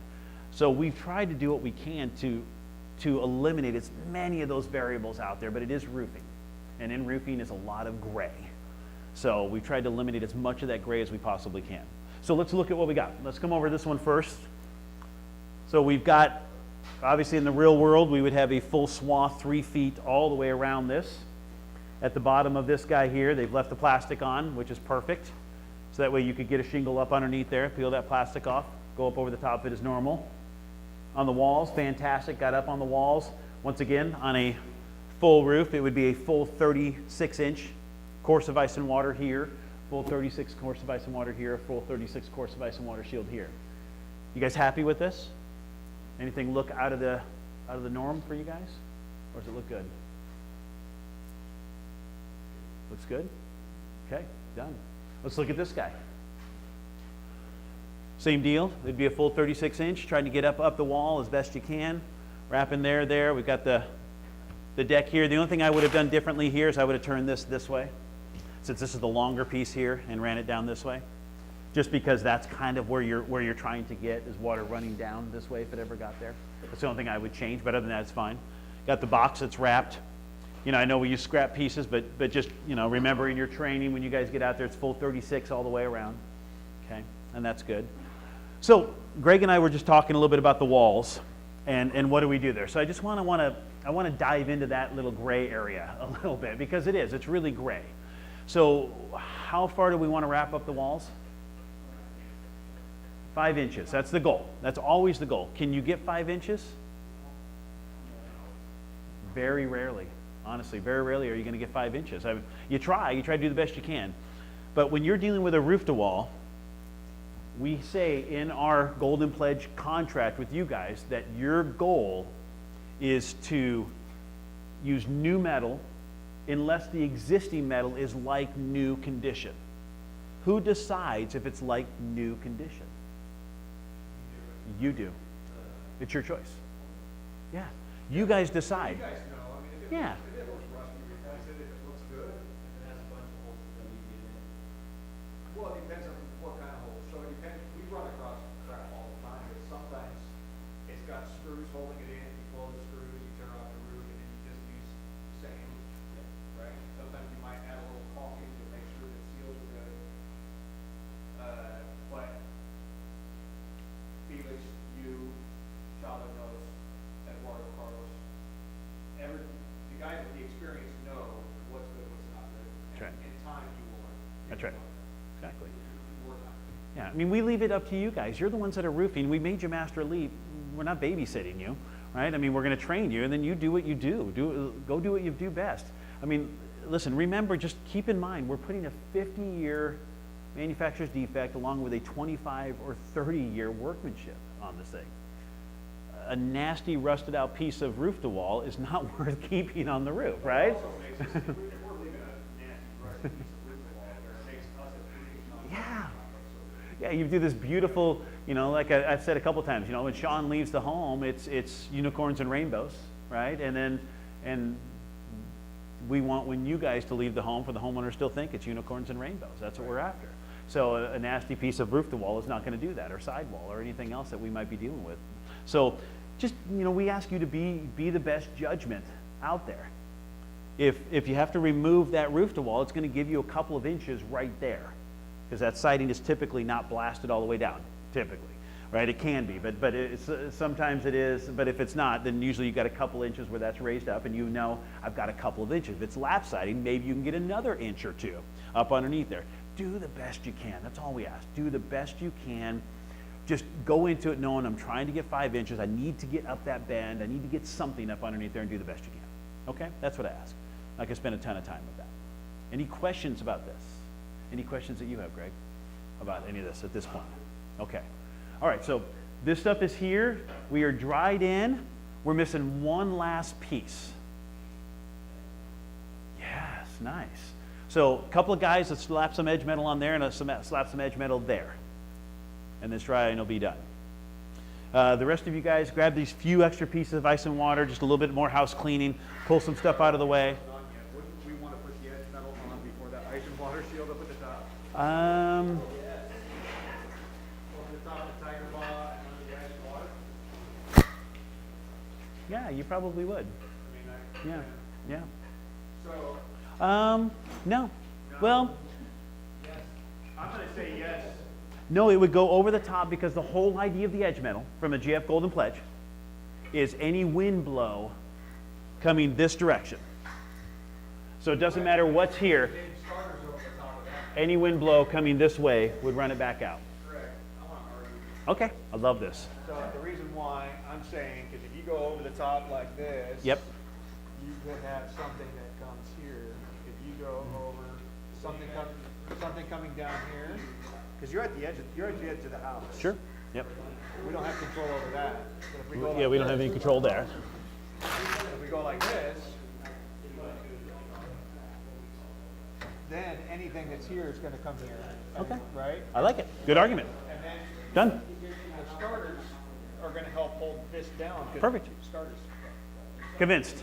Done. Convinced? Done. Under the ice and water shield. Boom.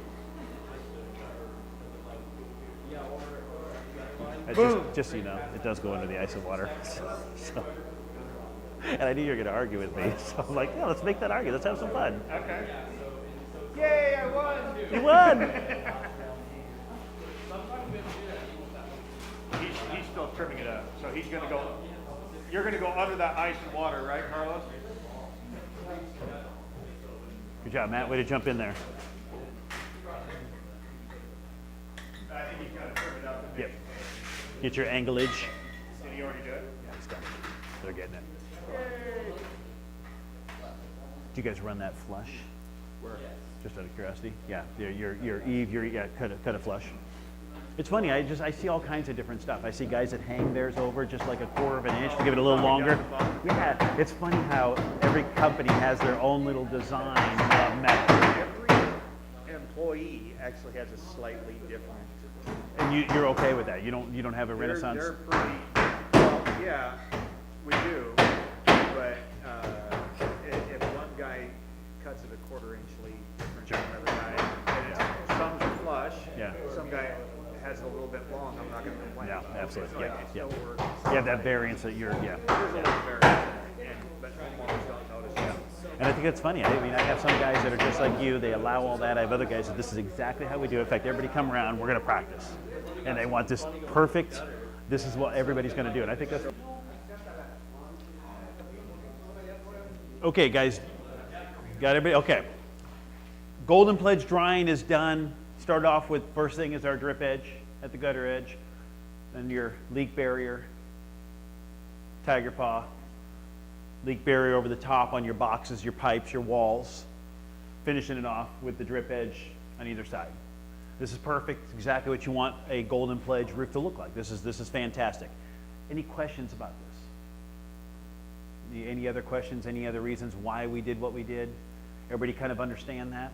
I think there's a big piece in that, as you guys probably getting from me, is I want you to understand why you're doing it instead of just doing it, right? Having that understanding of why we want this to be this way. Okay, we're going to build this roof. We're going to put this roof together. But there's some things also that you guys have to know why we use what we use. Anybody roofed here used to use 3-tab as starter? Yeah. Why don't we do that anymore? Anybody know why? You could, yeah, it definitely could. So, you know, now all of us manufacturers have created our own starter, right? Adhesive right where the shingle normally has it, yeah. Just has it on the one, just right there. Yeah, nothing on that side there. Yeah. So starter has 3 purposes in the world. It was created for 3 things. One of those things is not to start your roof off straight, by the way. Yeah. Anybody know what that is? What those 3 things might be? No, you do that with nails.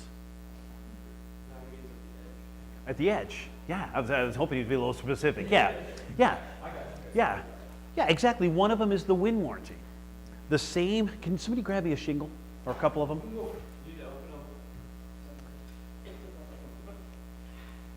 The same adhesive that's here, the DuraGrip seal, is exactly the same DuraGrip seal that's on the back of a shingle. And when we have a shingle, we'll show that it mirrors up, one fits to the other perfectly, and they seal together. That's your wind warranty. By using starter at the eave line only, you automatically get 110 mile an hour wind warranty right out of it. So there's the DuraGrip seal there. There it is there when you put the 2 together. As you can see, boom, they mirror up perfectly, right? When those 2 heat up, it takes over 12 pounds pressure to remove these things together. So that's number 1, is the wind warranty. When you stick this starter along the eave line and up the rake, now you get 100, and you 6-nail this shingle, you get 130 mile an hour wind warranty. That's pretty phenomenal. 130 mile an hour, you're talking about hurricane force winds now on that. And we've actually tested this DuraGrip seal up to 150, and it doesn't blow off. We actually have new videos coming out. As soon as they're out, I'll get them to you. They're pretty amazing. They show, I mean, it's pretty phenomenal when you look at 150 mile an hour winds and what it does to a house. And then you see the shingle they don't move at all. It's like, wow, that's pretty impressive. So that's pretty much kind of what it is. Yeah, windows are a mess and everything else. Okay, so number 1 is wind warranty. What's number 2? There's 2 more. 2 more. How do you mean?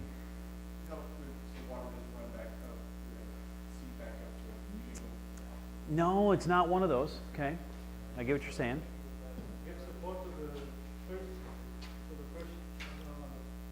Yeah, everywhere on the roof, shingles overlap shingles except where? At the first course, right? So what this does is this becomes gives you your correct angle of shingles, gives your correct depth. When you get into a Glenwood, it's a multiple starter situation that's on there, one of the thicker ones. That's number 2. What's number 3?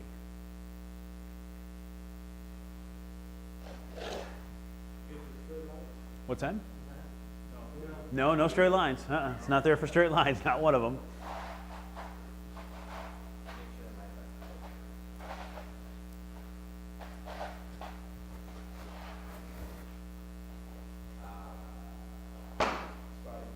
See it? Exactly. If you don't have that, water runs there, right? Right between where one shingle butts up to the next. What's exposed to the world? Or your leak barrier is exposed. And that's the only thing keeping water out of the house. It'll last for a couple of years. Well, this has a 180-day exposure to UV. This is half of that. So, But if it's tight, it'll last for a couple of yeah, years. yeah. I mean, you got to figure that, you know, yeah, yeah, yeah, yeah, yeah. It left behind a stutter, so it wasn't even leaking. That's right. Yeah. It's because it was tight, but Sure. it's not a good way to go about it. It's not, exactly. So for those of us who used to use 3-tab, a couple things. Number one, it's more expensive, and you have no warranty, no wind warranty, because there is no, it does, by the way, it does fit some of the things that we're looking for, right? It does fill the gap between where two shingles come together. It does add the layer underneath that you need, but what's the piece that it's missing? What's the other? Exactly, there's no seal to it. So you have no wind warranty when you go with 3-tab. So you'll pay more because you get less, and you have no wind warranty. So the guys who are still using that today, you can drive by their job and go, I don't understand why. You're paying more for it, and you get less because of it. That's crazy. Why not just go with the starter? So there's your 3 pieces of starter. There's a reason why we go through this, because as we move through this world of putting this roof together, starter comes into play on a couple of different products that we do, and it's important to know why we need to have that there. So, all right, couple guys, let's put some starter on this roof and that roof. Let's go.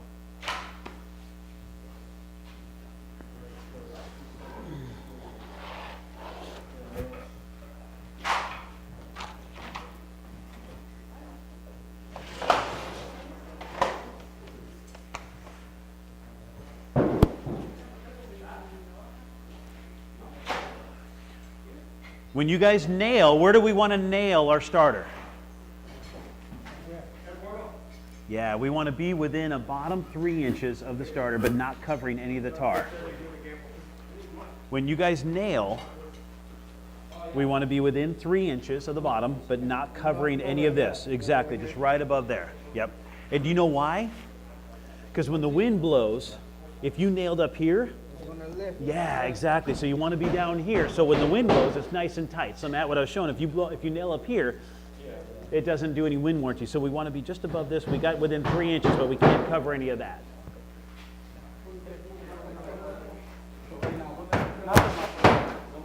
For right now. Yeah. We don't want to. Just remember, you guys have to tear this apart. Nail it however you want. You just have to tear it apart. That'll be how your construction is, by the way.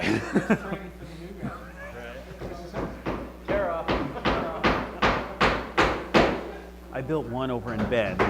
It's in Roofline's yard because nobody has one over there for just a general training that I do. And I've done a dozen trainings on it. And I think I can get another maybe 5 out of it more. And it's just things are starting to fall apart. It's just amazing. I mean, OSB and stuff, you can just only nail and pull and nail and pull. Yeah, exactly. The framework is great. You just pull the decking, put new decking down. So.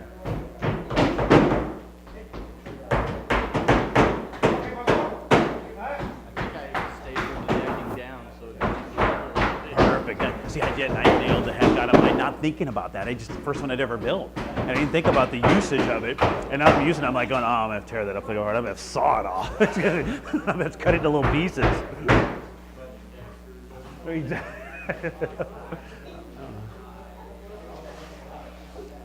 This is working well. I love this. This is great. There's almost enough room for everyone. There is. This is perfect. And she says she's getting some great video of it, some great feed. So that's good.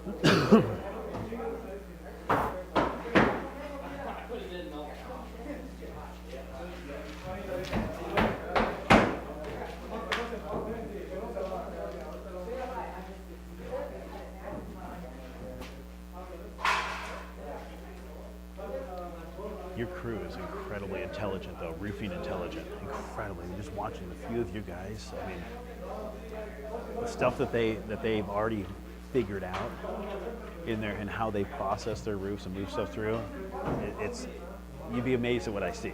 I mean, guys who've been roofing for 5, 6, 7 years who still can't tell you how they do a starter so their nails don't going to get exposed and stuff. They just, yeah, you'd be. Oh, really? Yeah, they just. There's no process. They never created a process. And I'm watching these guys. You can see they have a specific process in how they move their roofs forward. And it's incredibly, their roofing intelligence is really high. Really high. We try not to. Try not to get in the way. 15 years, 15 Yeah, years, yeah, 8 years? yeah. Here, He looks much older than 8 years old, doesn't he? Right. He really does. Yeah, But uh-huh. I think that that's a piece is you've got the core guys, the guys that are my leaders, That's are right. the guys that have been here for so long. Absolutely. It's their roofs that they're putting on. Absolutely, yeah. Right? That's true. Yeah, you're right. They're teaching all of these. Yep, yep. But there has to be time. If Yes. and they have it, and not every. Not everybody does. It's that not everybody looks at this as a craftsman job, right? So.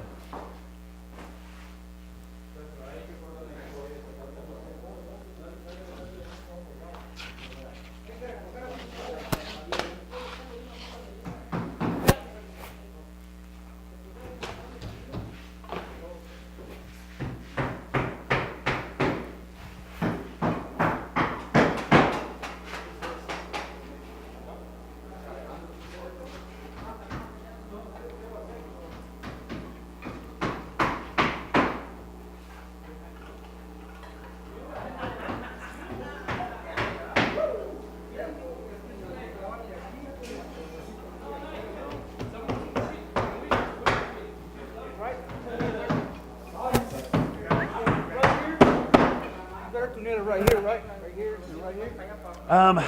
We'll talk about that here in just a second. We'll talk about how far to stay out of a valley with your nails. Exactly, yeah, yeah. But you almost need it here and here. So what we want is we want 8 inches out of the valley. Oh, 8? If you go straight up this way. Oh, okay, so it's like more like right here. So yeah, so you just want to make sure you're here and not too tight in there. Yep. Okay, guys, let's talk about what we've done so far.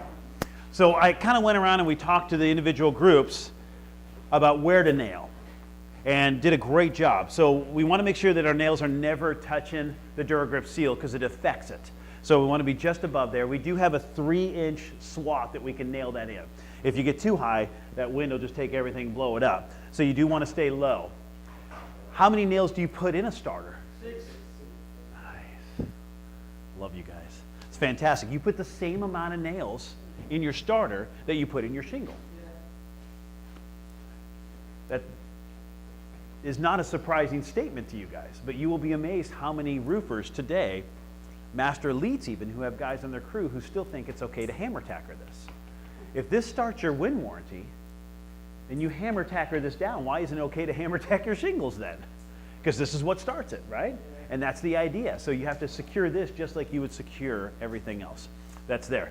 One of the questions that we had was, where do we nail this bad boy? So we want you to keep all nails, whether it's dry-in, starter, shingle, anything else, a minimum of 8 inches out of your valley. Further out, the better for us.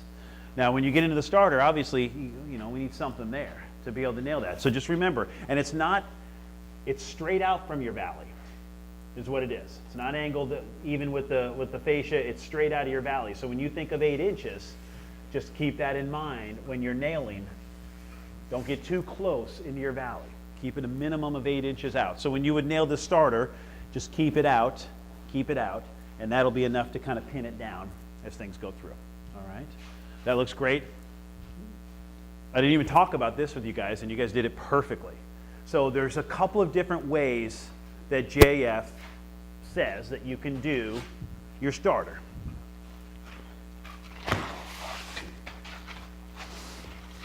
We'll just go ahead and use that. Okay? Can we do it? Can we do that? How come? What if we stick right here and just Exactly. There's nothing sticking there, right? That's important. Can we forget that that's there? Can we do it up here? No. How come? Same thing. Exactly.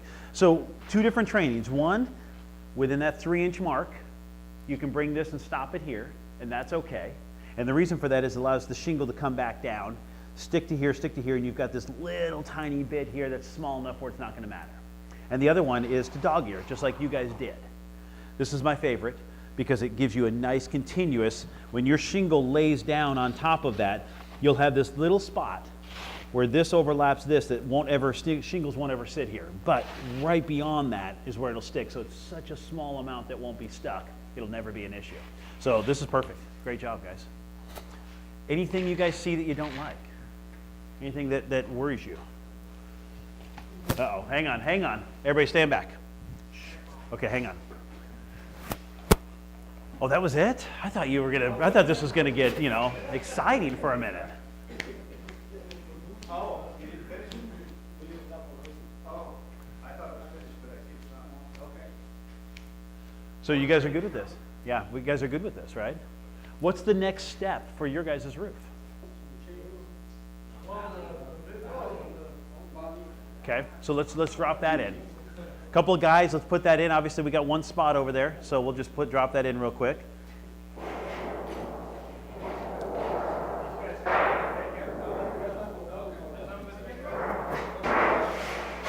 I got an angle cut at the top already. They were in here making sure it was going to fit before we ever started. Yeah.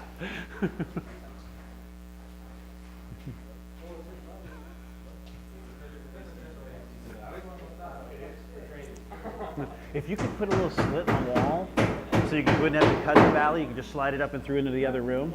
That'd be great. Yeah. Can we do that on the house? I think so, yeah. Just need a little room to get it into the wall.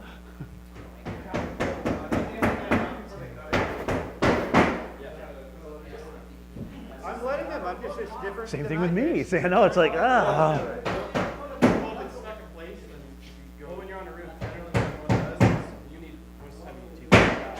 So you line up both pieces and you tack them, and then you finish nailing it all up, and then they come out. Sometimes it's really difficult I could, If it works, it works. yeah, whatever works, right? It's just a different method than I use. Yeah, and that's the stuff that we talk about all the time. I mean, it's if you guys could do these trainings with me and see all the different ways that guys do these kinds of things, it's pretty amazing. I mean, I got guys that use the big, use the big framing squares, and we'll use big framing squares and just cut it on the ground or cut it on the roof, put that thing in, already pre-cut, off it goes.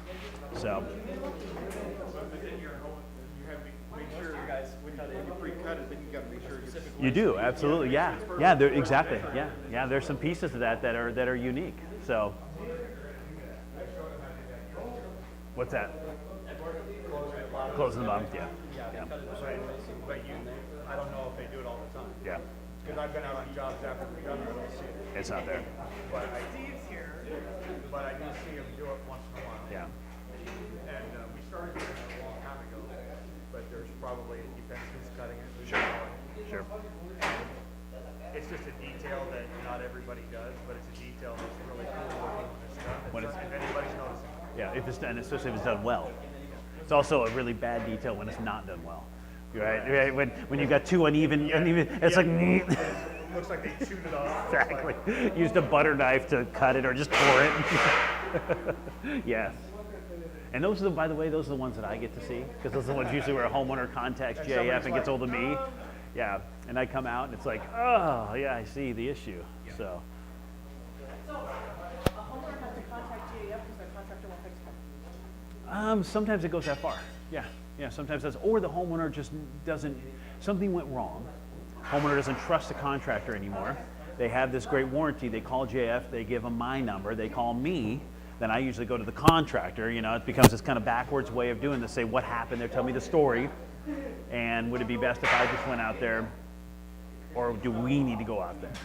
So, and if it's something really bad, I don't touch it. I get our field services who does our inspections, Bud. I'll call Bud and say, Bud, I got a problem. I need you. Can you put this on the inspection list and see if you can get out there? So You see, that's so baffling. it is. Yeah. I've yeah. never even Agreed. thought about, it's like, oh, I don't want to deal with this guy anymore. Yeah. Steve, Yeah. do it for me. Yeah. And that happens. That happens. Not to many, but it happens.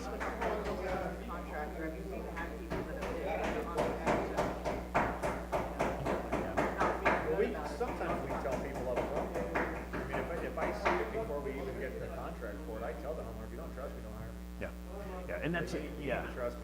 Yeah, exactly. And that's, you've had your issues with homeowners at times, and that's, and you try to resolve that at all costs along the way. Not everybody is maybe that diplomatic, I think. So they just, especially when you're busy. That seems to happen more than anything else when they're busy, summertime. Exactly. That's the thing.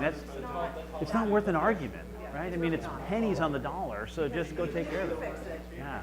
If they have to get angry about it, even if it ends up that it's fixed, there's no stop That's right. until 10 people. Right, exactly. That's exactly it. So yeah. Yeah. We're snapping lines and all right now. Boys are a machine. They want to keep it going. Yeah, they want to keep it going. I have to pull them back. How you guys doing okay? Yeah. Everybody all right? All right, good. Sorry, they're kind of slow. Woo! That's full. Yeah, I got you. I got you. Great job, guys. Nails, want those to be as far outside as you possibly can. That's fantastic. So before you guys were master elites, believe it or not, a couple years ago, GAF required you to not nail through the valley metal, but pinch it with the head of the nail. Really? Yeah. Master Leach has never used it. Could you imagine standing on that metal, stepping on the valley metal? Somebody finally got smart and said, okay, that's a ridiculous idea. We need to secure that thing in. So, all right, great job. So metal is in. You guys have snapped your lines, done well. What's our next step? Shingles. Now, a few of you guys are great shinglers. I don't want you guys to be shingling, but I know. Look at him. It's a training day. It's training day. It's time to train. So I need 2 teams over here and over here. Let's grab some shingles and let's put some shingles down. Okay, I think we got 2 bundles, so we're not going to go crazy. So where I'd like to kind of focus is obviously in the valley. That's important, right? Kind of around that box. I don't think we need to worry about shingling that hip side over there. All right?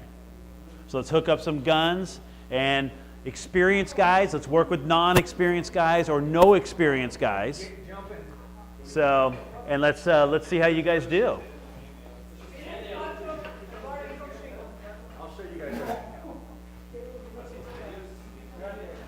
Oh, hey. Wait till guys are in.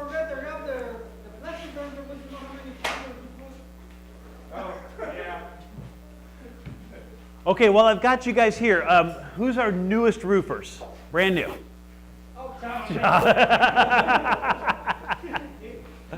Okay, Mark, come here. I need 2 brand new roofers right here. Okay, right here. Okay.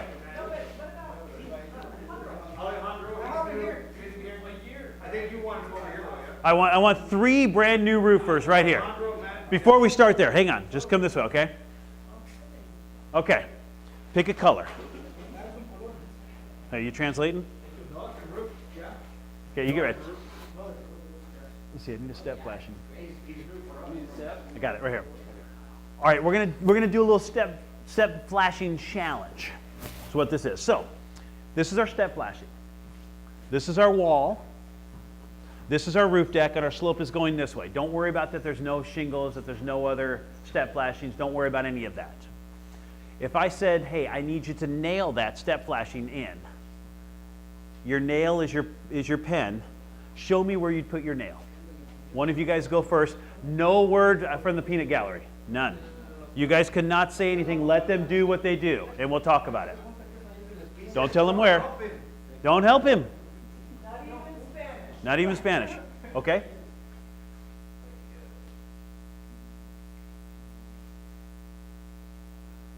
Okay?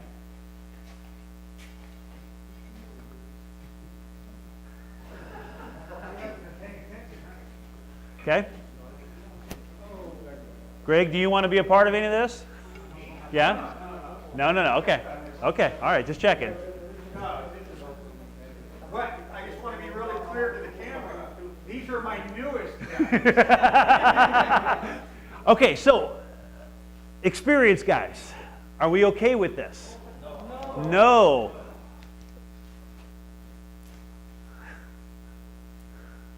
Show them where. It's up to you. I'll take one or two. Done. Here's why. Grab a couple of shingles, grab a couple of steps. Let's lay some shingles out. Right out here in the middle. A couple of steps, and let's talk about what we're doing here and why we do it. Perfect, that's good. Okay, so as we know, our step flashings come right into there, right? So when we think about this just as it sits right now, which is what we're looking at, first thing is we don't want to be too far back. If we nail back here, bam, see what happens? So we can't be back that far. Where we want to be is just as far back as we can that doesn't, sorry about that, that doesn't kick that up. And we want to be right back in here. The second thing we're looking at is how much that nail is covered by the rest of the product we're putting together. So if we put a nail right there, we're being covered by this shingle,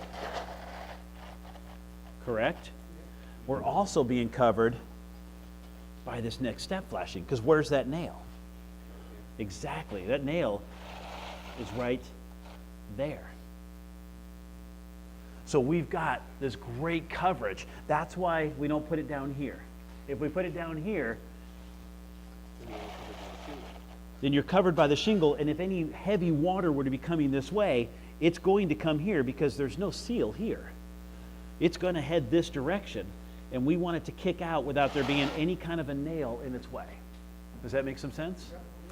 Why don't we nail it up here, guys? Huh? Why would you nail it up here? Is that a good spot? So here's the reason why. Even if there's no siding, let's say you guys don't do new construction, but a lot of guys do. If you were to nail it up here, does this wall and this roof deck move at the same time? No. So if you pin your step flashing up here, you pinned it to the wall.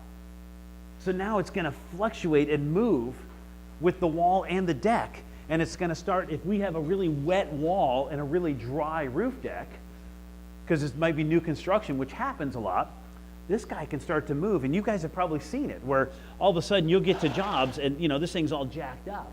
And there's probably a nail sitting up there, so that step has just moved because that wall's shifted and moved. And there's no reason to it. How many nails do we need to hold that step flashing? One. Some people put two so it doesn't kick and move, but yeah, but you're not doing it because it's going to come out of the roof. You're doing it so it doesn't do this, correct? So just one nail. So new guys, yeah, where we want to be is essentially back in this corner, but once again, being careful of that little back end that's going to kick it up. So that was the test. I don't know if the best answer, but my how I've always thought about it is in two, down two, and then Yeah. that's about what it now does. Yeah, that works. 2 or 3, Yeah. give or take. Yeah. So Yeah, perfect. Exactly. Just somewhere that keeps you in the upper back corner, so you're being covered by this shingle. And if you can get it covered with that shingle, with the step shingle also, it's fantastic coverage right there. What protection you have. That's amazing. All right? So anyway, a little side note as we were going along, but it was a good time to hit all of that. All right, let's do some shingling.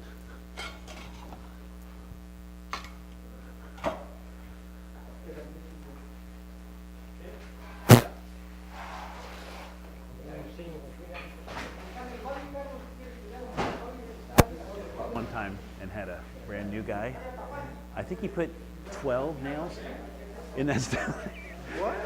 It was ding, ding, ding, ding, ding, ding, ding, ding. And I'm standing right behind him because everybody starts laughing. I'm like, shh, Because it's best if nobody in the crowd says a thing and just let them do what they do. We'll laugh at them later. So.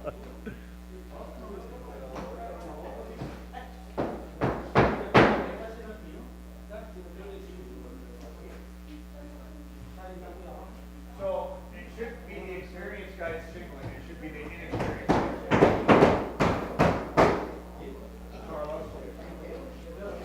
It shouldn't be the experienced guys shingling.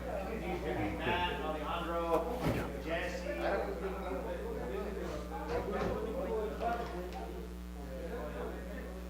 Is that your guys's? Is that what you guys build? It's very close to the one that I used to build. Yep, the only difference is I would take that, and the way I would cut mine a little less so I had a little tab, and then I would fold that over. But other than that, that's the same one I used to build. It's very similar. That's a great kick out. Yeah.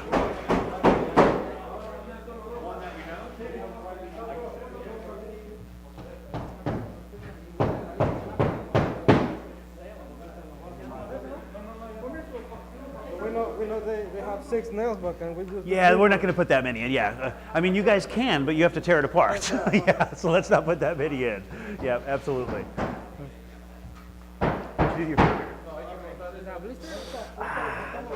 Right here? Yeah, right there. You don't know why? But it's all swollen up, and yeah, hurts. Yeah, yeah.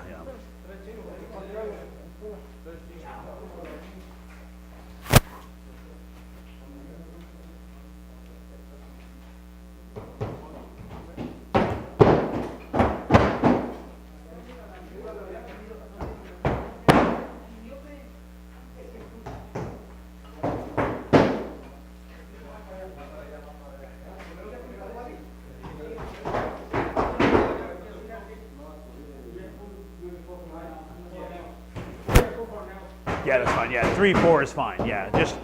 No. No.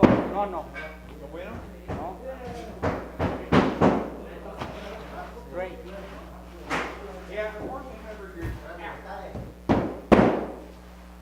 Oh, there we go. Whew. Do you bend all your own steps? You guys don't buy them pre-bent. You bend them. Yeah. Have you always done that? When I was roofing, we bought pre-bent. I never bent my own. It wasn't until I came over here to the valley that you guys bend them. Over in Bend, we buy them all pre-bent. Yeah, we just buy them all pre-bent. Huh, I like that. Can you guys get pretty quick at it? You just, yeah. Yeah. Do you like doing that so you can kind of open them and close them where you want, or what if you bought them pre-bent? Huh? I was just saying that we over in Bend, when I was roofing, we bought all of ours pre-bent. We didn't bend ours. Yeah, do you guys like that so you can bend them how you want, or Yeah, what's the? so, yeah. Yeah, so you have to. So this can be a little higher, a little lower if you need. Yeah. Okay. You got a bender that you just bend them. Okay. Okay.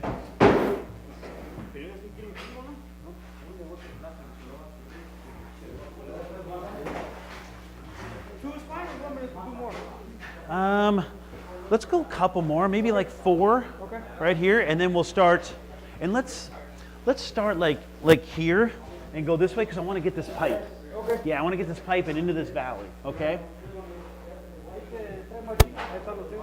So maybe 4. Let's do 4. 4. Yeah. Okay. Good. Yeah, I want to. Yeah, Felix, I want to do this side. Right here, so up to here, this side, so the camera can kind of see that as we're doing it too, so, okay.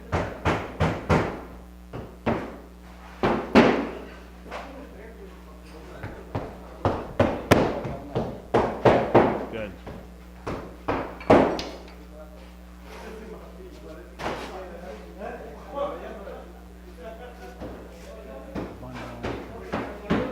Just want to make sure see how we were doing on shingles and where we're at. Right? Okay. Okay. I'm just. I got like 2 squares of green. Okay. But I've got like, I don't know, I got enough to roof a house out there, just different colors. I'm just trying to hit the details. So like I had these guys, they're just running about 4 shingles on this side. Then I want them to start over here, so they come in and hit that pipe, hit this side of the valley. That's fantastic. So right in the middle. Yeah. These guys, I want to do this side of that skylight so that way the camera can see it as they're doing it. So. They're What's that? hand nailing. I know they got the gun right there. Well, it's Mark. He doesn't know how to roof. Maybe he doesn't know what that thing's for, right? He wanting to spend that much time. I think he doesn't jump in. Yeah.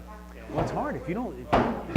Our business, if you don't jump in and be a part, we're not going to grab you and say, "Come here." He just kind Not what we do. he does a lot of standing back. Yeah, and that's the industry. The industry. Kind of, I mean, would you agree? The industry is that if you stand back, we will let you stand back forever. yeah. Because we won't grab you and drag you in. That's not the industry. Well, if you don't show up. Yeah. Well, Yeah. we're trying. I mean, we're trying to grab him and pull him in. Yeah. He's a nice kid. Yeah. He just,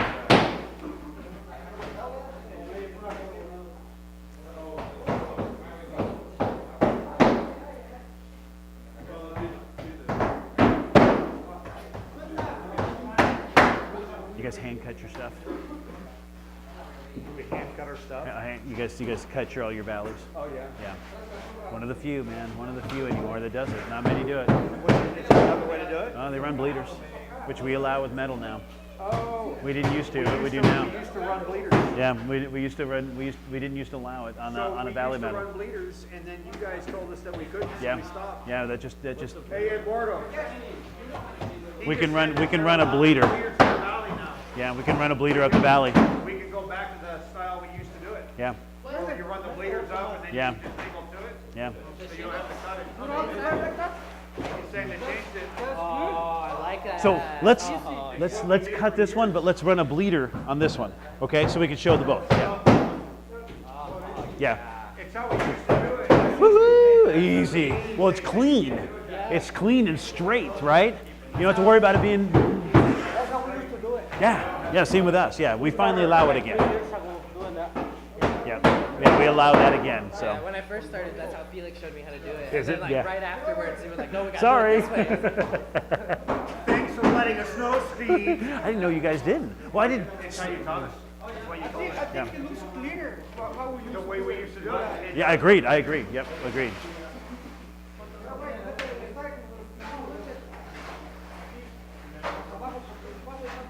Oh yeah. So We're doing I well. think Viv went after it. Okay, perfect. Good timing. This will be perfect. Should be here right as these guys are wrapping these details up. And then the only thing else that I really want to cover with them is the intake pro. Oh, and that's perfect. Leave that spot That's why I open. left that spot. Yeah, was for that. And no need to cut. We've got our opening. Oh, to make it? Yep. Okay. Yeah. I grabbed some electrical tape. Well, these guys grabbed it for me, and we used the electrical tape on there so we don't have to shove it. Yeah. We can put it anywhere we want to put it. We can show it at the bottom if we want to, or we can teach these guys, which is what I'll do today. I'll teach them to shingle, and then how do we measure up to find where we need to cut our hole for this stuff. So yeah. How you doing, Mark? How you doing? Good. Getting some education here. Well, just use the partial piece just to go around the corner, just for demo purposes. Sure. Oh, I want to do this side here. I want to cut, to put that piece in, and then I want to run that side. So yeah. What's that? We're gonna put the flashing in the bottom. Perfect. No, it's too small. Yep, Felix, you run it. You got it, man. You got it.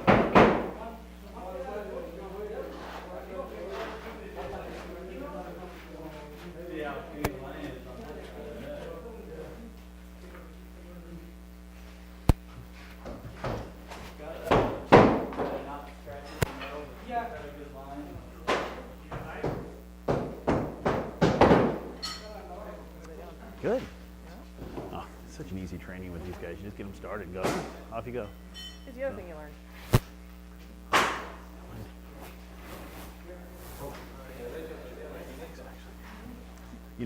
That is actually a really telling saying right there, because it's so true. We get so wrapped up in the big picture of things that if you can walk away for a couple of minutes and come back and just focus on the small little pieces of what you're dealing with, and then the next thing, and then as it gets overwhelming, walk away a little bit.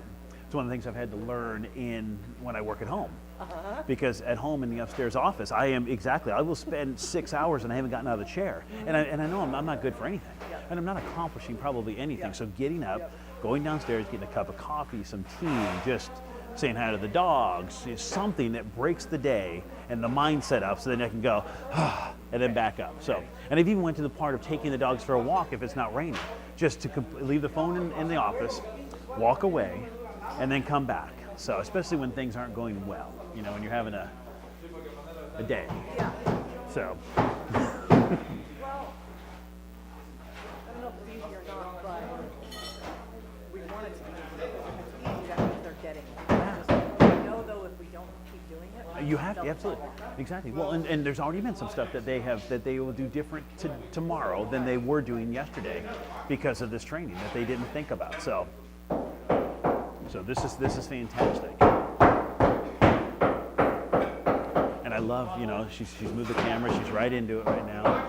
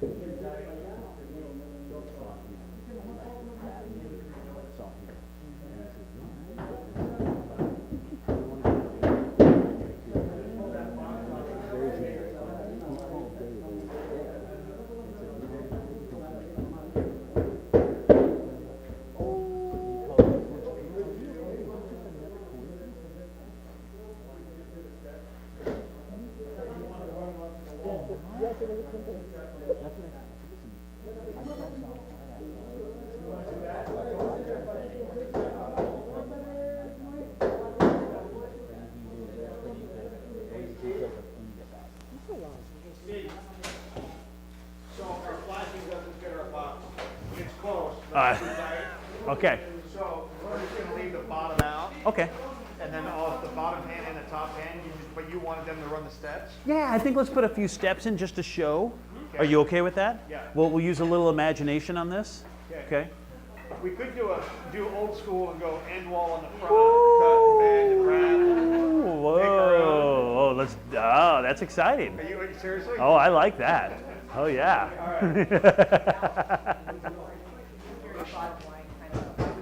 Hey Felix, Steve wants you to make a flashing for that. Old school. Let's go. Yeah. Let's go a little roof to wall. Do we have a piece of end wall? Do we have some end wall? Even if you tell him that. That's why I like that paper that he made. Oh, yeah. It's like, these are the differences. Between this and Tangible differences.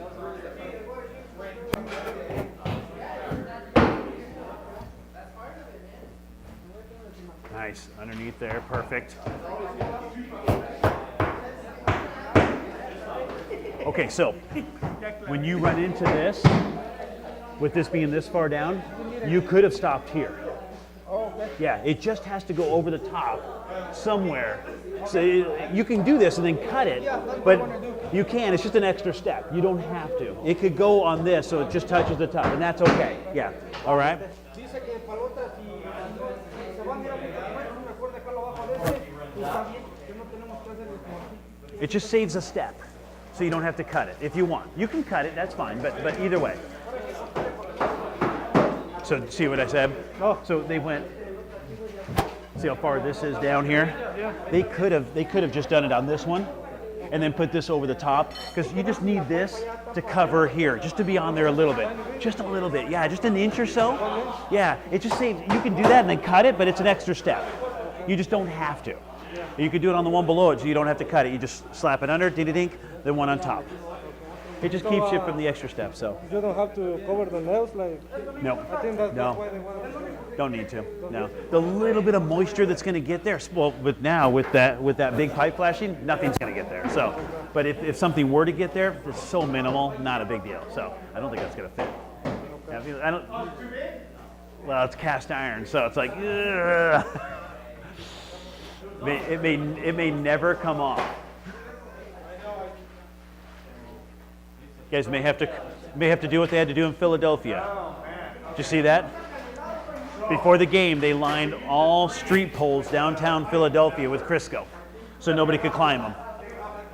Oh my God. There's a picture trending. Start shaking them. Yeah, there's a picture trending that my daughter's fiance was showing me. It's like first of all, who purchased the Crisco? Was that city, county, state? Where did that come from? Yeah, did the team have anything to do with this? Exactly. Oh, yeah, we just took the ring off. It'll Oh, good. Yeah. Okay. Good. Yeah. Take the good. Yeah. We'd like to take this off again, please.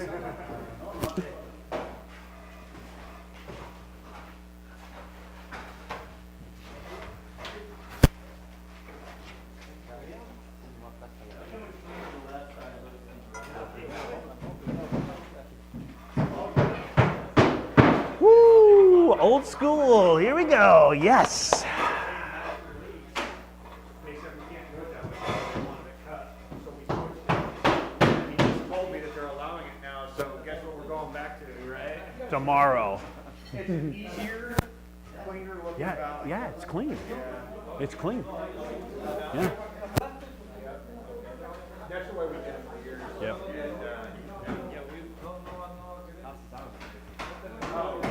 Chicken game master leads, GAF, we can't do it that way, we're switch to this way, which is the way I learned how to do it 20 years ago. Exactly. 30 years ago.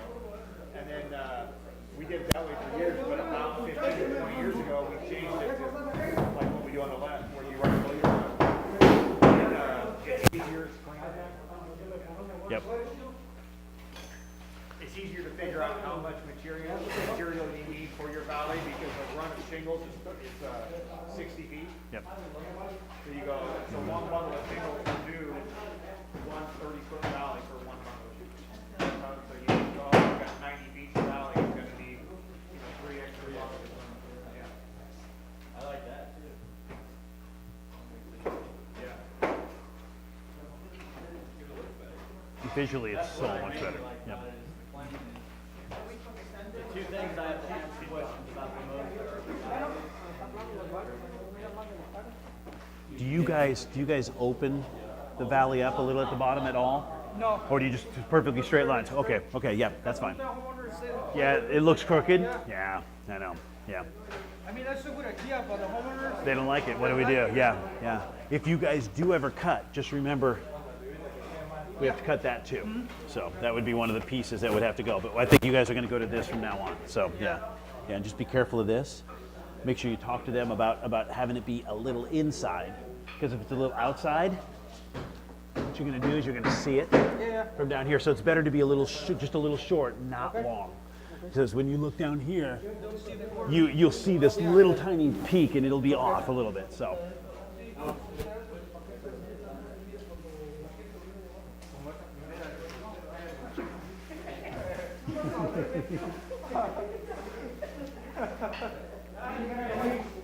What's that? We got a little piece because it cut it flat.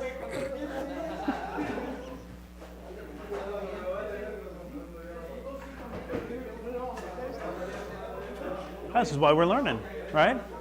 Considering I have no idea to do it. Exactly, yeah. Uh-huh. That's usually why I'm like, Yeah. Well, that's why this is all, that's why we're learning. Yeah, absolutely. Yep. That's why this is here.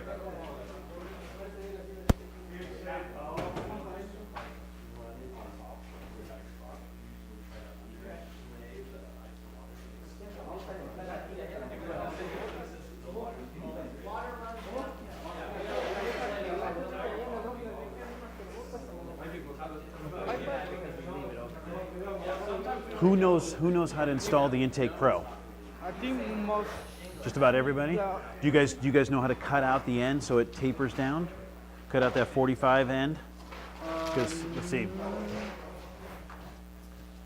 So we know when you put it and your shingle goes over the top of it, you need this end to taper down. Do you guys do any of that? No, we just. Okay.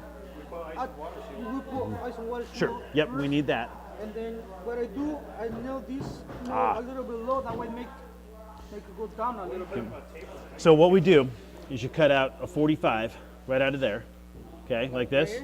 Yeah, I mean you can do it. You got to do it in a little bit on here, and you cut that 45 out of here. This piece goes away.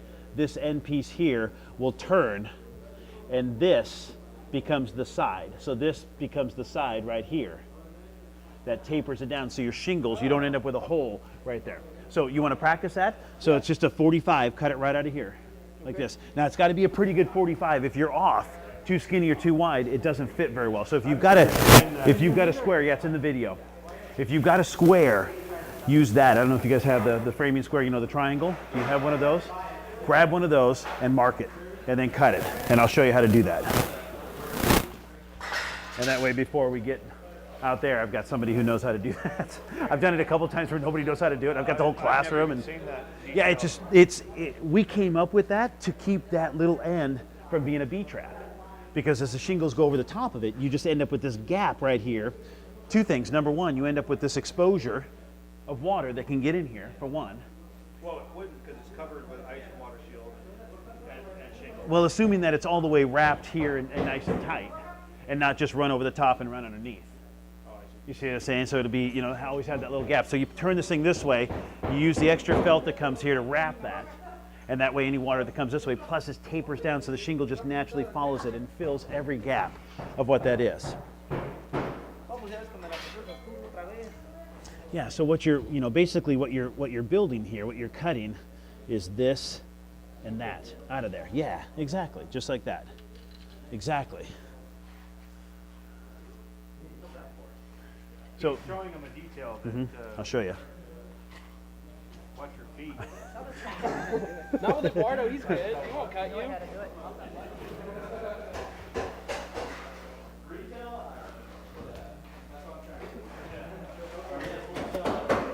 And then leave this open for us here. We're going to do Intake Pro here.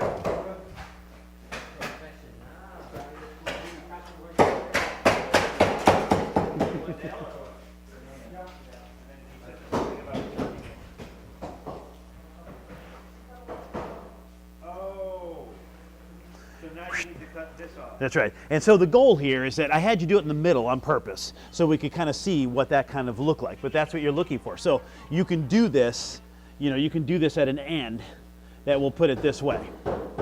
But that's, I like the bigger piece. Now we need to cut it off. Yeah, because I had him do it in the middle. Yes, absolutely. But that's your goal. And then you take the extra felt. You put this extra piece here that comes with the rolls. You know, you have a couple of these extra pieces, and you would stick it underneath, wrap it up over the top, and then it protects any water from coming that way. The shingle comes down nicely this way. It's covered with ice and water shield and protects it. So go ahead and cut that off there. Straight. Straight, yep, straight. So it's just right here, whoop, just like that. Okay. Which is the one that I told her to go to, but she said that's not. And then what we'll do is we'll save all of this and we'll show everybody how to do it. Do you have a full roll of this anywhere? Yeah, where we could pull out the felt that's on there?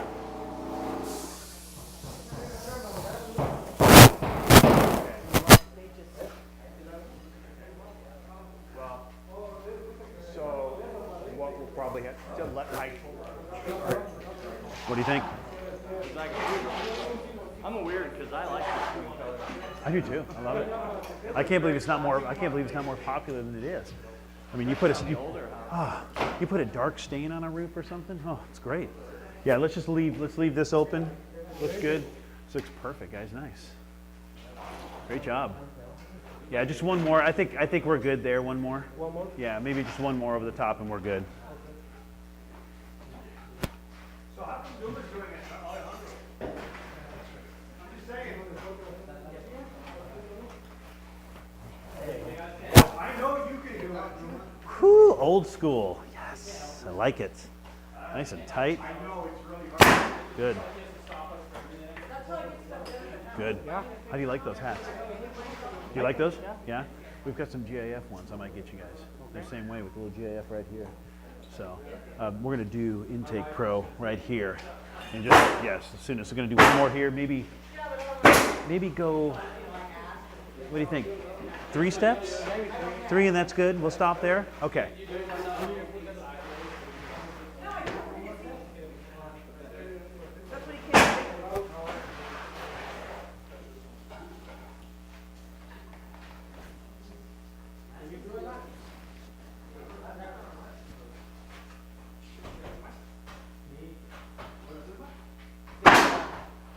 not real comfortable at first, but they got better. Takes a long time. Takes a long time for. The trainers Oh, weren't comfortable. the trainers weren't comfortable? Well, I don't think they see the sea of brown. Good grief, welcome to our business. Yeah. So, They said I don't think the IB guys expected to see the sea of brown that we had here at first, and we're worried about translation. yeah, good. How could you not with your guys? I mean, yeah, they're so easygoing. They're so accepting of what you talk about.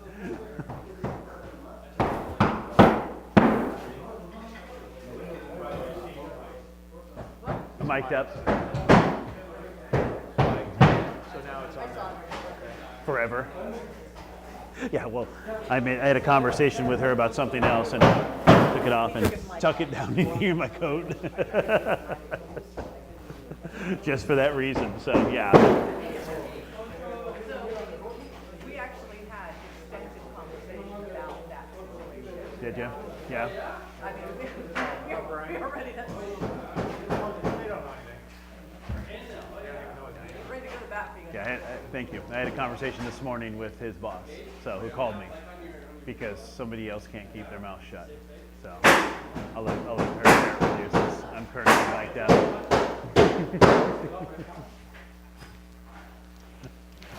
Awesome. Good. Happy with that? Yeah, looks good? Okay, nice. Yeah, I love this. Great detail. We can see the difference between the two. The only thing we need here is to dog ear this. We got to cut the corner off. If you're going to cut, you have to cut the corner off. And the reason for it is water comes this way. We want it to hit that and then run back out. Okay, so that's a piece that has to be done on every one of those. So if you do cut, the inspectors will look at that if they do inspect your roof. They'll lift up to see if this is cut. Okay?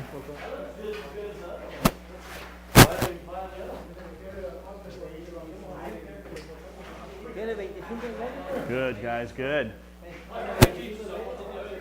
We'll make that the last one. Okay? We'll make that the last one.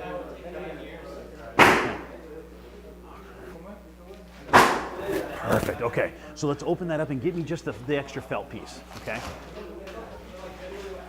And I'll take the nails too.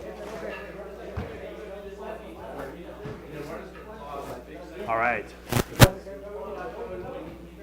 Okay, guys. All right, so we've hit a lot of our details here. This is some great, for those of you who don't have a lot of experience in roofing, the things that we've touched here today pretty much cover everything you're going to run into on a roof. Now, there's the weird stuff, right? They always build a roof that's weird for us. But for the most part, the standard stuff that you see here on the roof, we've touched today. So kind of start over here on the skylight. Sorry about making you guys go old school here, all right? That's how I used to roof. We never had our pre-made pans like you guys. But sometimes you're going to run into that. It just doesn't fit. You got to make your own. And this looks fantastic. Sits nice and clean, got nice wraps, everything around here. Skylight would go down over the top of it. You can see where our nail is, right where we want it to be. It's pinning everything close. The only thing I would change is we want to leave a little bit of a water gap. We don't want those shingles butted up tight against those step flashings. We want a little bit of water, so when it comes down, we have water that can transfer out. And we don't need much. I mean, an eighth of an inch, right? Just to make it even and just give it a little bit of metal exposed. Okay? Make some sense? Coming over here, that looks great. Fantastic. Over there, nice kick out that you guys do. Hips ready to go. The only thing when we get to the next shingle up here, that would be enough. That would be okay. You could go this one, and then this could go underneath. That would be okay too. Either way. We just need it over a little bit so that way water would run out. And then obviously from there, right up over the top, and you'd be good. Make sense? Water kicks there, runs out, runs down over the shingles. So it looks great. We didn't do the wall over here because we got the wall over there, so that looks great. You got the wrap. Any questions about doing a box? I mean, that's a box. Simple. Over here, running into the pipe. These guys did a great job. It's nice and clean, looks good on both sides, which is what you want. Remember what the homeowner is going to see. Homeowner is going to be at the ground, looking up, and the only thing they're going to see is the distance here and the distance here. That's what's going to matter to them. That's what they're going to see. It's very similar to the edge metal, the bottom of the valley. Those are the things the homeowner sees. Looking up a valley, those are the things the homeowner sees and recognizes immediately, and they determine that quickly whether or not you did a good job or not. And that's the stuff that if I ever get called, I get called on, because the metal's not good. The roof may be amazing, but the metal isn't any good, right? The roof may be amazing, but this is tighter than that is, because somebody wasn't careful. So those are the little details to be aware of when you guys put these together.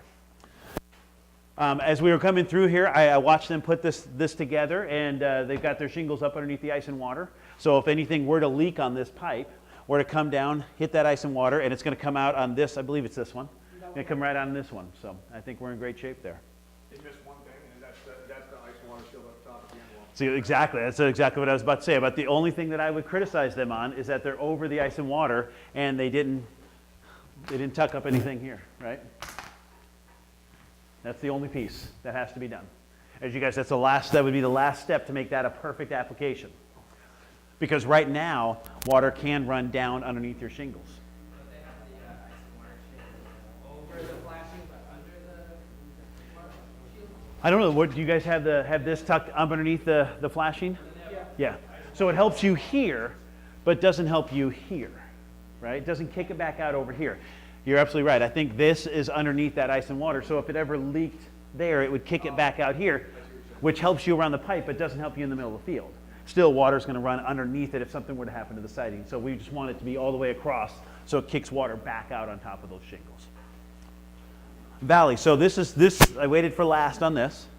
So you guys used to cut all your valleys. That can stop today. You guys can run a bleeder from now on. So we've got two applications here. We've got one on the right-hand side that was cut, the other one on the left. The only thing I would say is if you're going to cut your valley, which you probably never will, so this will mean nothing going forward, but if you do, then what you have to do is you have to do what we call dog ear. You have to cut this top piece, which is something that was missed on these shingles. But as you put it together, it has to be cut. Last time you said cut it like this. So the dog ear is it's far enough away from here, it can be straight. Yes. But if you're too close to your That's right. center, and then it needs to be cut. That's right. Like this one here is pretty far away. So it just needs to be just cut. something, yeah. So the concept is as water's coming down here and it comes out, because sometimes it will, if it catches the top of a shingle, the top of your shingle, and water runs under the shingles, which sometimes it does in the valleys, it'll catch the top of this and it'll run sideways, and then it'll go down and find a hole to leak. The purpose of cutting your dog ears off is you're getting far enough away that if it hits back, it just goes down That's your goal. on the metal itself. Yeah, that's your goal. Yeah, absolutely. Well said. This side over here, this left-hand side is a bleeder. This is obviously the easier way to do it, the simpler way to do it, and works really well. But the only thing we do have to be careful with is if you're gonna make a mistake with your point, make your mistake a little short and not a little long. So this is almost like it was done on purpose. This guy's just a little bit into the valley, and if you get low and you look up that valley, it's amazing how pronounced a little corner sticking out can be to a homeowner. So we just have to be aware of that. If you're going to be anywhere, be just a tad bit on the short side so all you see is this angle right there. Okay? There you go. Perfect. Perfect. Perfect. That's, yeah, absolutely. Because it's amazing. Those are the little things that the homeowner will see. They'll see this beautiful straight line on one side, and then there's one little shingle. They're like, oh. We're gonna have a guy who got he had a chipped corner shingle. Yeah. We had that guy. Yeah. That's sanded down. Sanded beautifully. Any questions about this application? Fits beautifully, works good? Okay, good. Got one more piece that we need to talk about, and that's the intake pro.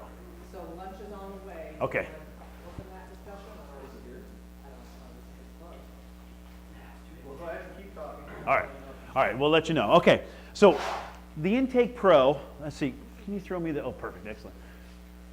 How many guys have installed this? Raise your hand. Okay, so most of you guys get what this is, right? This is your under the shingle intake when nothing else can be done or Sean bids it. That's really what it is, right? Makes a determination. Air flows up through this area here. You have a channel that's right here that air comes out and gets sucked in. You'd cut a slot in the roof. That channel right there goes over that slot. Air sucks in and off it goes. We have encased this filter fabric in ice. We've melted it. We've blown 130-mile-an-hour winds at it. Nothing penetrates through this thing. It'll penetrate through this, but it doesn't penetrate through this. Stuff works fantastic. And do you guys like installing this? Is it going okay? Yeah? It's weird, isn't it? So it's great for the roof. It slows the roof process down. It does. So that's why they kind of went, I get it. It does. You're absolutely right. But have any of you guys drilled holes in the bird blocks? Ever? What's faster, this or drilling holes?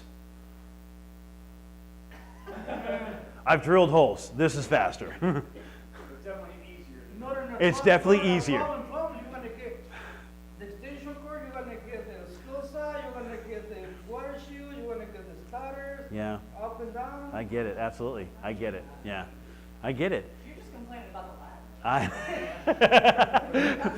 Yeah, why isn't that stuff on the roof for you? Where's these new guys? Come on. So when you install this, are you guys installing it down low at the eave line, or are you guys installing it up here? Like the Okay. the 4 or 5. About 4 or 5 courses up? Okay. So how do you determine where to put this? With the wall, Okay. we need to pass the wall. Right up past the wall? So when you're cutting your slot, do you ever run into insulation? What do you do with the insulation when you do that? Does it ever stick out of your hole, like if you're cutting it because it's so full? No. So you're above that insulation. And that's the key, right? That's the spot that this matters. We'll go kind of small so we don't use up all of Greg's paper here. So if this is your roof, right, and you have insulation that's here, the determining place for this is obviously you got to get inside the attic, right? You got to get inside the hole, and you have to be above that insulation, or you have to put something in here that pushes that insulation down, because it doesn't do any good to cut a hole and have it be full of insulation. There's no air moving through any of that. So that's your main piece. So what I want to do is throw a couple of shingles up, and we'll just go shingles on top of each other. We don't need a book. We don't need to do anything like that. But let's put some shingles together, and let's put an intake pro in here. Instead of cutting this, we'll put this down as our line. This will be our cut. So here's what I want. I want somebody that's experienced to do this with somebody that has never done this before. Who has not put in Cobra intake before? Raise your hand. Okay. Is he a liar? So Jesse, and then who's good at it? Who's good at intake? Numa, Eduardo, Pancho? Who's good at intake? Somebody show Jesse how it's done. How? Felix. Felix is the Yeah. best. He's been here for Grab your piece over there that you cut, and let's talk about how the thing goes. So first of all, let's talk about, it's a 5-piece installation. What are the 5 pieces? What's the first thing that goes down? Ice and water. Second piece, the vent. Third, fourth. Nice. Fantastic. That usually gets missed. And the last piece, the shingles. Okay, so we're going to talk about this. Let's see, grab that long piece too. Oh, yeah. We gotta talk about that first. We're going to talk about something you guys haven't been doing. All right, so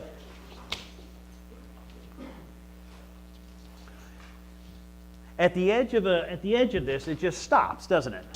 Right? It just stops. So if you take a shingle, let's pretend we have our pieces on here. Okay, we got to use our imagination a little bit. What happens right here? Yeah, we've got a nice little gap that wind can get, rain can get, bugs can get, bees can get there, right? Well, we've created a detail for this that gets rid of that gap.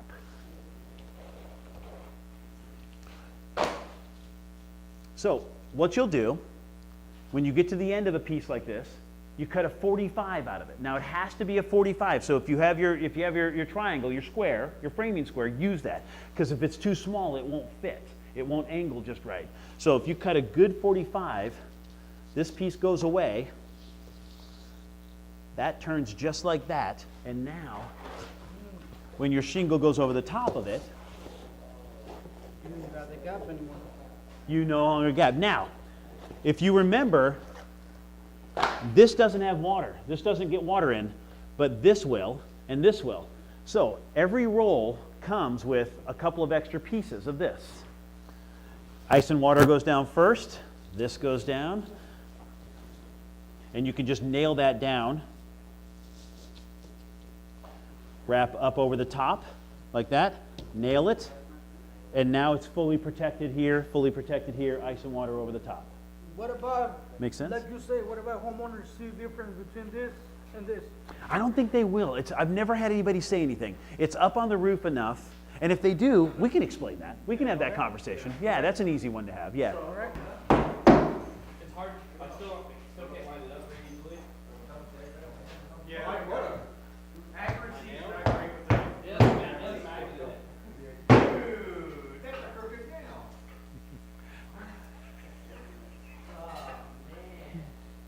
Man, it's like he's never handled before. Who's got a hatchet? He's got one. I've never used the one with the, does anybody have old school with the corrugated one? No, I've got all that on my own. I've never used that one. Kind of, if you hold it and you give it a tap, it has to be a first tap, or else it'll pick the nail up. Yeah. The Maggie's just trying to pull it right back out. Are you literally going straight up? Yeah.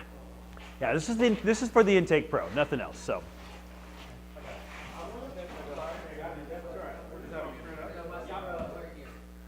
It's been a long time, but it's not my hatchet. It's like riding a bike, there's never It lost is.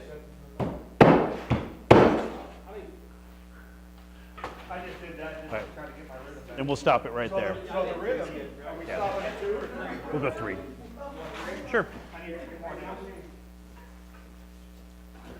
Only because I want to see you keep going. Yeah? Yeah, we should go all the way up and we'll just tear it back off, but yeah. He doesn't care, so my rhythm used to be here, these 3, and then I'd catch this shingle right there, and then I'd go my stack. But that was, so I'd go, I'm being told I'm too high. he's also not used to it. That's what I was told. Is this too high? So, the white line is nothing more than a gauge. What we need and what we require is you to hit the double lamb. So if he's in the double lamb, you're perfectly fine. If he's above the double lamb, then we should maybe have him sit at home for a day or two. It's been a while. I guess I'll leave this. Yeah, there's no with you guys. reprieving. Yeah, no reprieve. That's why I don't get involved, by the way, because it's been a line.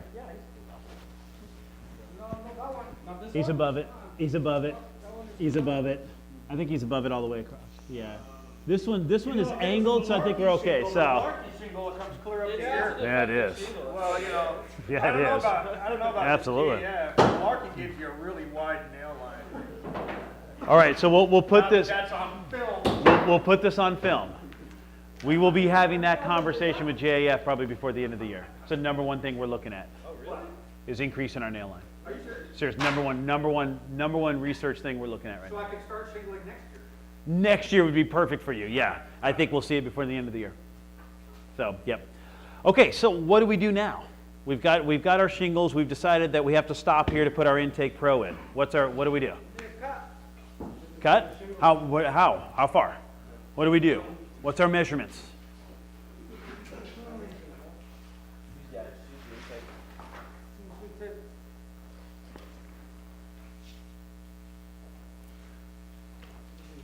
I'll help you. It's 6 inches to the bottom. 6 inches to the bottom. It's a 1-inch cut. So, and what you do is if you're doing it down here, then your measurement goes from here 6 inches up. If you're doing it at the edge of the roof.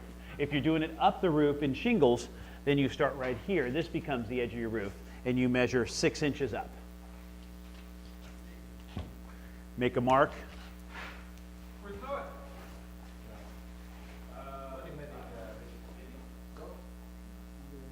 Yep, and it's a 1-inch cut, so you can make mark 6 and 7 if you want. I mean, we're going to use our tape, but yeah.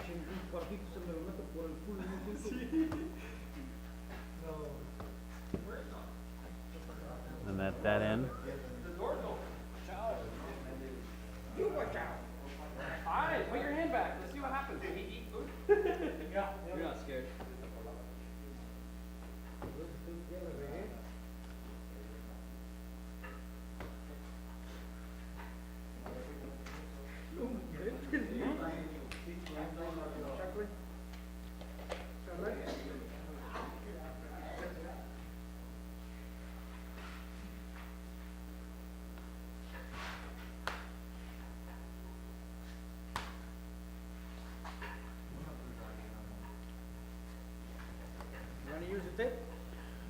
Let's cut this out.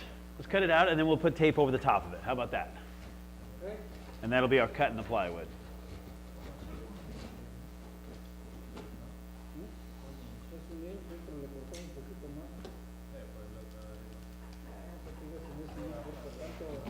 ¿Ya escuchaste lo que dije hace rato, no?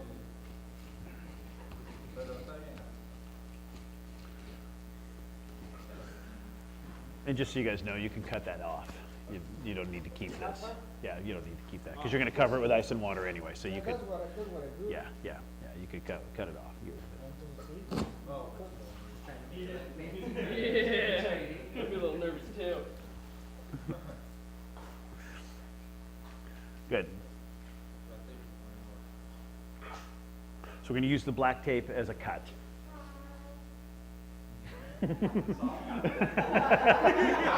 I wasn't sure what that was. Sure, it's the saw. Is that okay to measure 2 inches? So what it'd be is this way. And it would be 6 inches. Yeah, that's it. And then 7 inches. So that would be basically your spot. Yeah. Right there would be your cut. You can put 2 in there. No, but instead of measuring from here to here, so just go like 2 and then. Yeah, absolutely. That would work fine. Yeah. Was whatever gets you that 6 to 7 spot. Perfect. However you want to do it, it's up to you. Absolutely. Yep. Okay, so we have our cut. We have our cut piece that's taken care of and done with. How much ice and water do we put in the first spot? Anybody know how big? 18 underneath. 18 is your 18 inches wide for your first course of ice and water. The piece that goes on top is a full 36-inch piece. Okay, so 18 underneath, 36 on top. Perfect. I don't know, according to Eduardo, this must be your first time on an 18 boat. Yeah, it is. It's an 8. Well, you're also, what, 3 or 4 feet off the ground?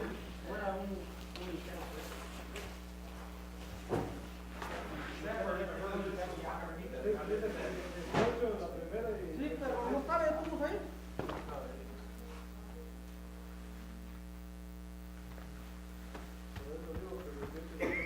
And then you'll have to measure and cut that out because we don't have our slot. So it'll just, this is an extra step you obviously wouldn't have to do on the roof. On the roof, you'd have that cut and you could just go right through it.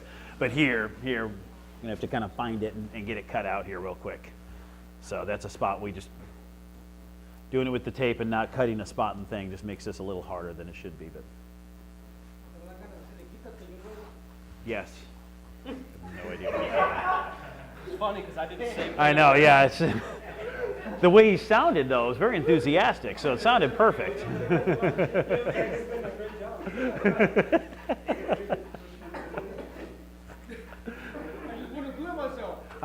Look what he's taking this thing over. He's doing, look at him.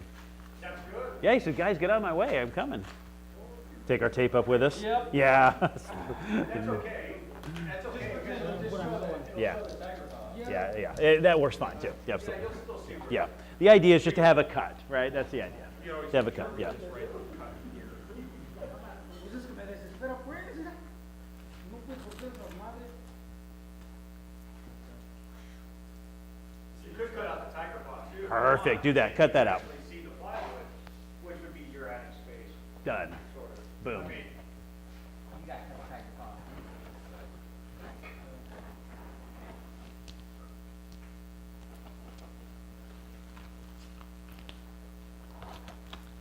oh yeah, I can see the insulation from here. Perfect, excellent.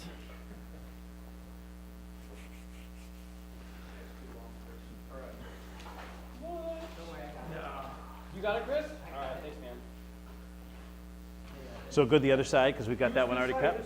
Yep, yep, yep. So now if you're doing this, where does this, do you know where this goes? That's right, it goes down. You want to make sure that your cut is right, where that spot, right where your gap is, that's there. Now, because of this little cutout piece that's here, we have to do the same thing on this side. So once you know what your measurement needs to be and what that is, then you have to make that same 45 cut that's on this side over here. And I have a gentleman right next to you who's a professional at this 45 cut. Felix? There's your 45, exactly. Perfect. So you got to figure out where that edge is going to be, right? Because that's going to turn, unless you don't mind that extending out a little bit. It's up to you. Yeah, don't worry about the up and down quite as much as the distance at this point. You can get your up and down perfect. Now to give you an idea of kind of see how the distance, how that is, it's about 8 inches further. So that's going to get you to about right here. So just make sure that you're not short. That would get you to right about here. So be a little long, if anything else, knowing that that's going to be about, roughly 8 inches or so.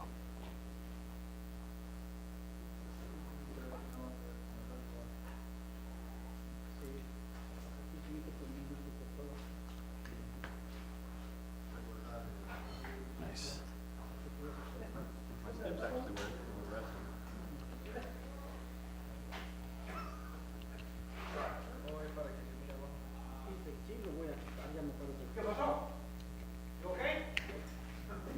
Well, it's got to use one 3/4 inch nail, and they have to be got it. So the rolls, the inches, the ones that come with it, yeah, the ones, just use the ones that come with it. Yep, yep. Those are the ones that we want at that distance. Yeah, because it's enough to penetrate all the way through, get it through everything that we need it to. So.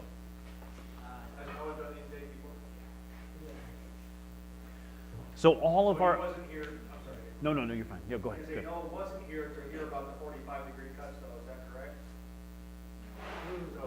You do it. Okay? And then when you do this side, go with that straight up cut and that 45, and that'll eliminate that second cut they have to do. So there you go. You can get in here.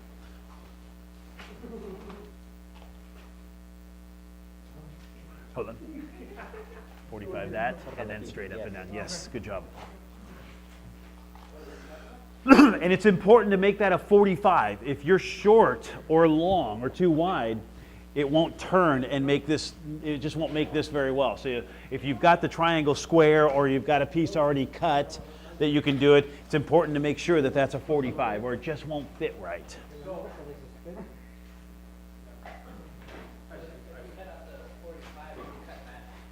Yeah, you caught the same thing I did. Yeah. You just flip them over. Yeah.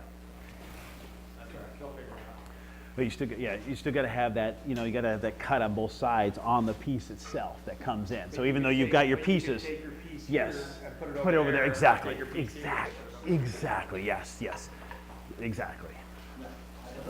You can't keep it from having weight. Yes, and these guys will figure that out as they're going along. Yes, absolutely. Yep. And then what you do is you nail that down. So you nail that piece first. So that comes up. You nail that down. Boom, boom, boom, boom, and then their piece, and then wrap it up over. That's right. Perfect. Yes.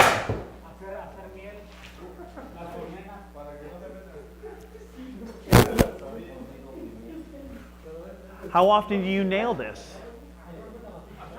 How often do we nail this? Do we know how often? Yep.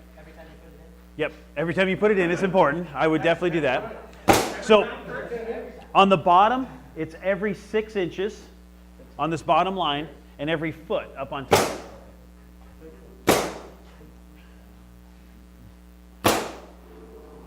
Preferably nobody's hands. Or hands. Then your band is fixed. So every other nail that you have down below, and make them right about in here, just right about in the middle.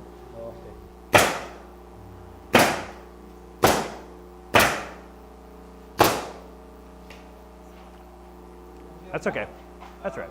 The ends are fine? You're okay. Because you're about to cover this all with ice and water, right? Okay, so guys, come take a look. Yeah, you could pin those down. You could definitely pin those down. That's fine.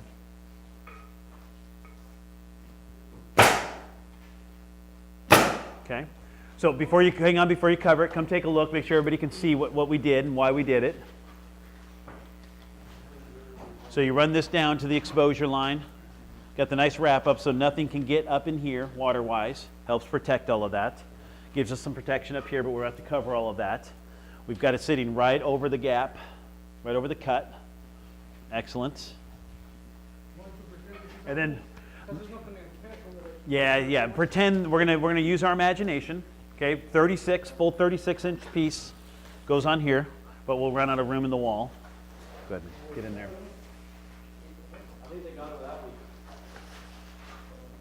Now make sure that this top piece doesn't overhang that, because we don't want that to be exposed out there. So run it right at the edge. Yeah, I went with the plastic side down, so yeah.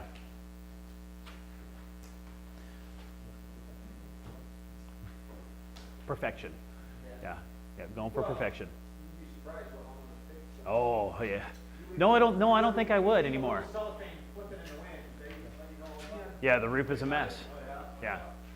Yeah, I don't think either you or I would be surprised at a homeowner anymore. No, I don't know if that's possible.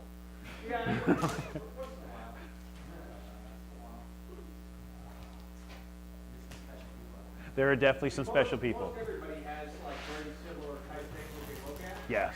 Every now and again, last year, a homeowner told us that when we installed our last year, no, it was. He was trying to tell me that it doesn't look right. Yeah. It's the way it's always been. Adamant that it was not right. Yeah. House was there, wife was there, what happened if it wasn't there? But he's never seen it before. Yeah. Hang on, before we nail that down, let's do something here. Okay? Let's That's interesting. I saw the same thing Robin just said. cut this off right here for me. And here's what I want to do. I want to build this in stages so we can see what it looks like. So you'll be able to see this, you'll be able to see this, and you'll see the ice and water, then you'll see the starter, then you'll see the shingle. So maybe not quite that far, maybe like right here. Okay? And there's a reason I want to show this. Okay? All right, so that guy goes there, and then we'll go starter here. Pop that starter in.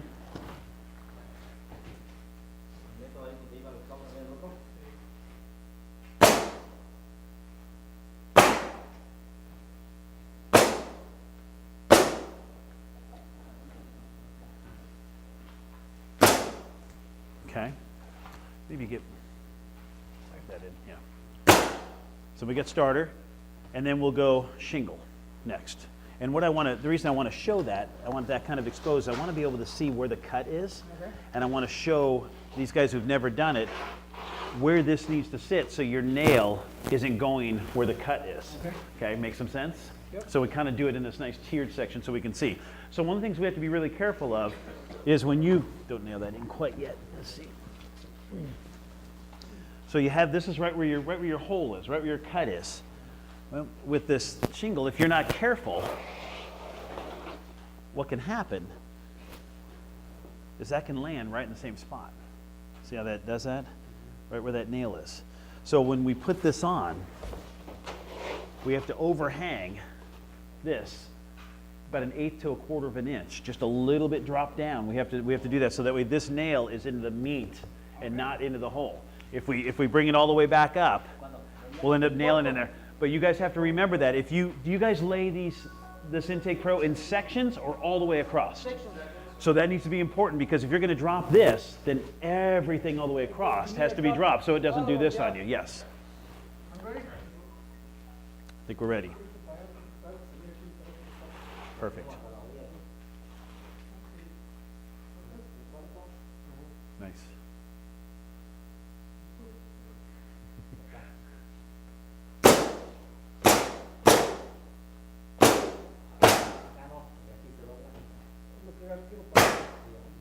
Yep, perfect. So now we've got this great coverage here. Nothing can get there. That's all protected. It's all protected all the way here. We show the starter, show everything that's there. Any questions? Simple, easy. Yep, and then you just shingle up. And you can nail that normal. Everything from there on is gauged and normal. Absolutely. This is 36 inches. That's correct. That is a 36-inch piece. So, yeah. 1836. Yep. And I think what we could do is take a crayon after this is all done, and we could write some stuff on here, take some pictures of it. And like you were saying, we could blow some of those up and put them on the wall of what some of these details are. Might even be nice to kind of cut this off here, so that way you can see boom, boom, boom, boom. The 3 stages. So.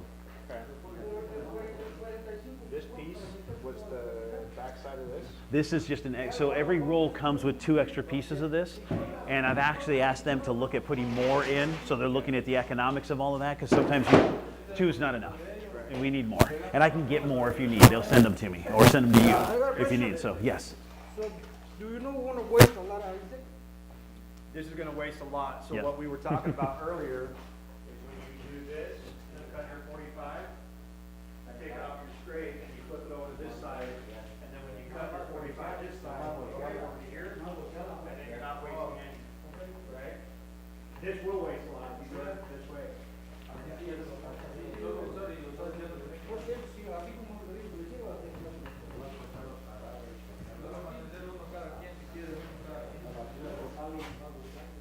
yeah, if you cut your 45 here, and then you just flip it to the other side. Yep. Cut that 45 this way. Yep. So this will come and solve it straight. Yep. Yeah. And just as long as you have this nice way. That's right. Yeah, yep, exactly. It just makes that guy come down like that, and then you wrap it so nothing can get there, and it gives you this great fill all the way to the corner. So. No, but I meant if the engine, instead of going 45, I go like straight like this. As long as I have this nice wave, I don't have to do the 45, right? I just can have it straight. If you can stop it here straight, Yeah. the problem then we end up with a gap right here, and we end up with water can get into here. Oh, so And that's why you do the 45. You want 45 so it comes all the way down, and you want to wrap it with this extra material so that way no water can get up through there. Yep. You've got this on the side. That's right. so doing it straight, it doesn't hit. That's right. Yeah, we don't want to do it straight.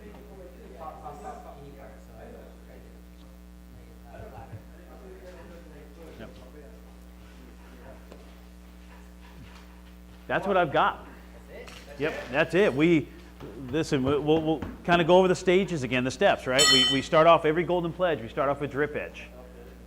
Then we go leak barrier on the eaves, in the valleys, around everything that pops through a roof. Whether it be a box, a pipe, a wall, anything else, gets leak barrier on it. Tiger paw goes down underneath that box, underneath that pipe. That goes underneath the ice and water shield on those. Starter. Same amount of nails go in your starter that go in your shingles. You got a 3-inch spot of nailing it, but just keep it above there. Just make sure not into the Intake Pro. We've talked about running the bleeder in the valley now, and we went through the install of the Intake Pro. That is the Golden Pledge hands-on training. That's it. Questions that you guys have? I think we've done a good job of kind of answering as we went along. Concerns, issues, disagreements. Anybody watch that football games yesterday? Perfect. Anything that you want to add to any of this with these guys? Okay. So what do you guys think that the training area, you guys have used it 2 days in a row now? Yeah. Friday we were here, Monday we're here. Is there anything different you guys want to see in the training area, or is this good? Does this cover most everything we do? This is the first time I've ever done a hands-on Golden Pledge training and had 2 roofs. So this was fantastic. Sometimes it was a little bit of chaos, but it was organized chaos because of you guys. You guys do an amazing job of just gathering each other and saying, here's what we're going to do. That was fantastic. So thank you guys. We actually had an idea, but we didn't get to it, of building a third piece that was mobile on wheels, and it would have a peak, so we could actually do the roof there. Yeah, yeah. We were gonna build a small little roof like a doghouse and have it on wheels to be able to Put it right there. move it around, Yeah. and then we'd have 3 different Yeah. areas, but we didn't get to that, but maybe next time. Yeah. Is this helpful? Does this help some of you experienced guys to help kind of explain it to the guys who aren't so experienced what's going on?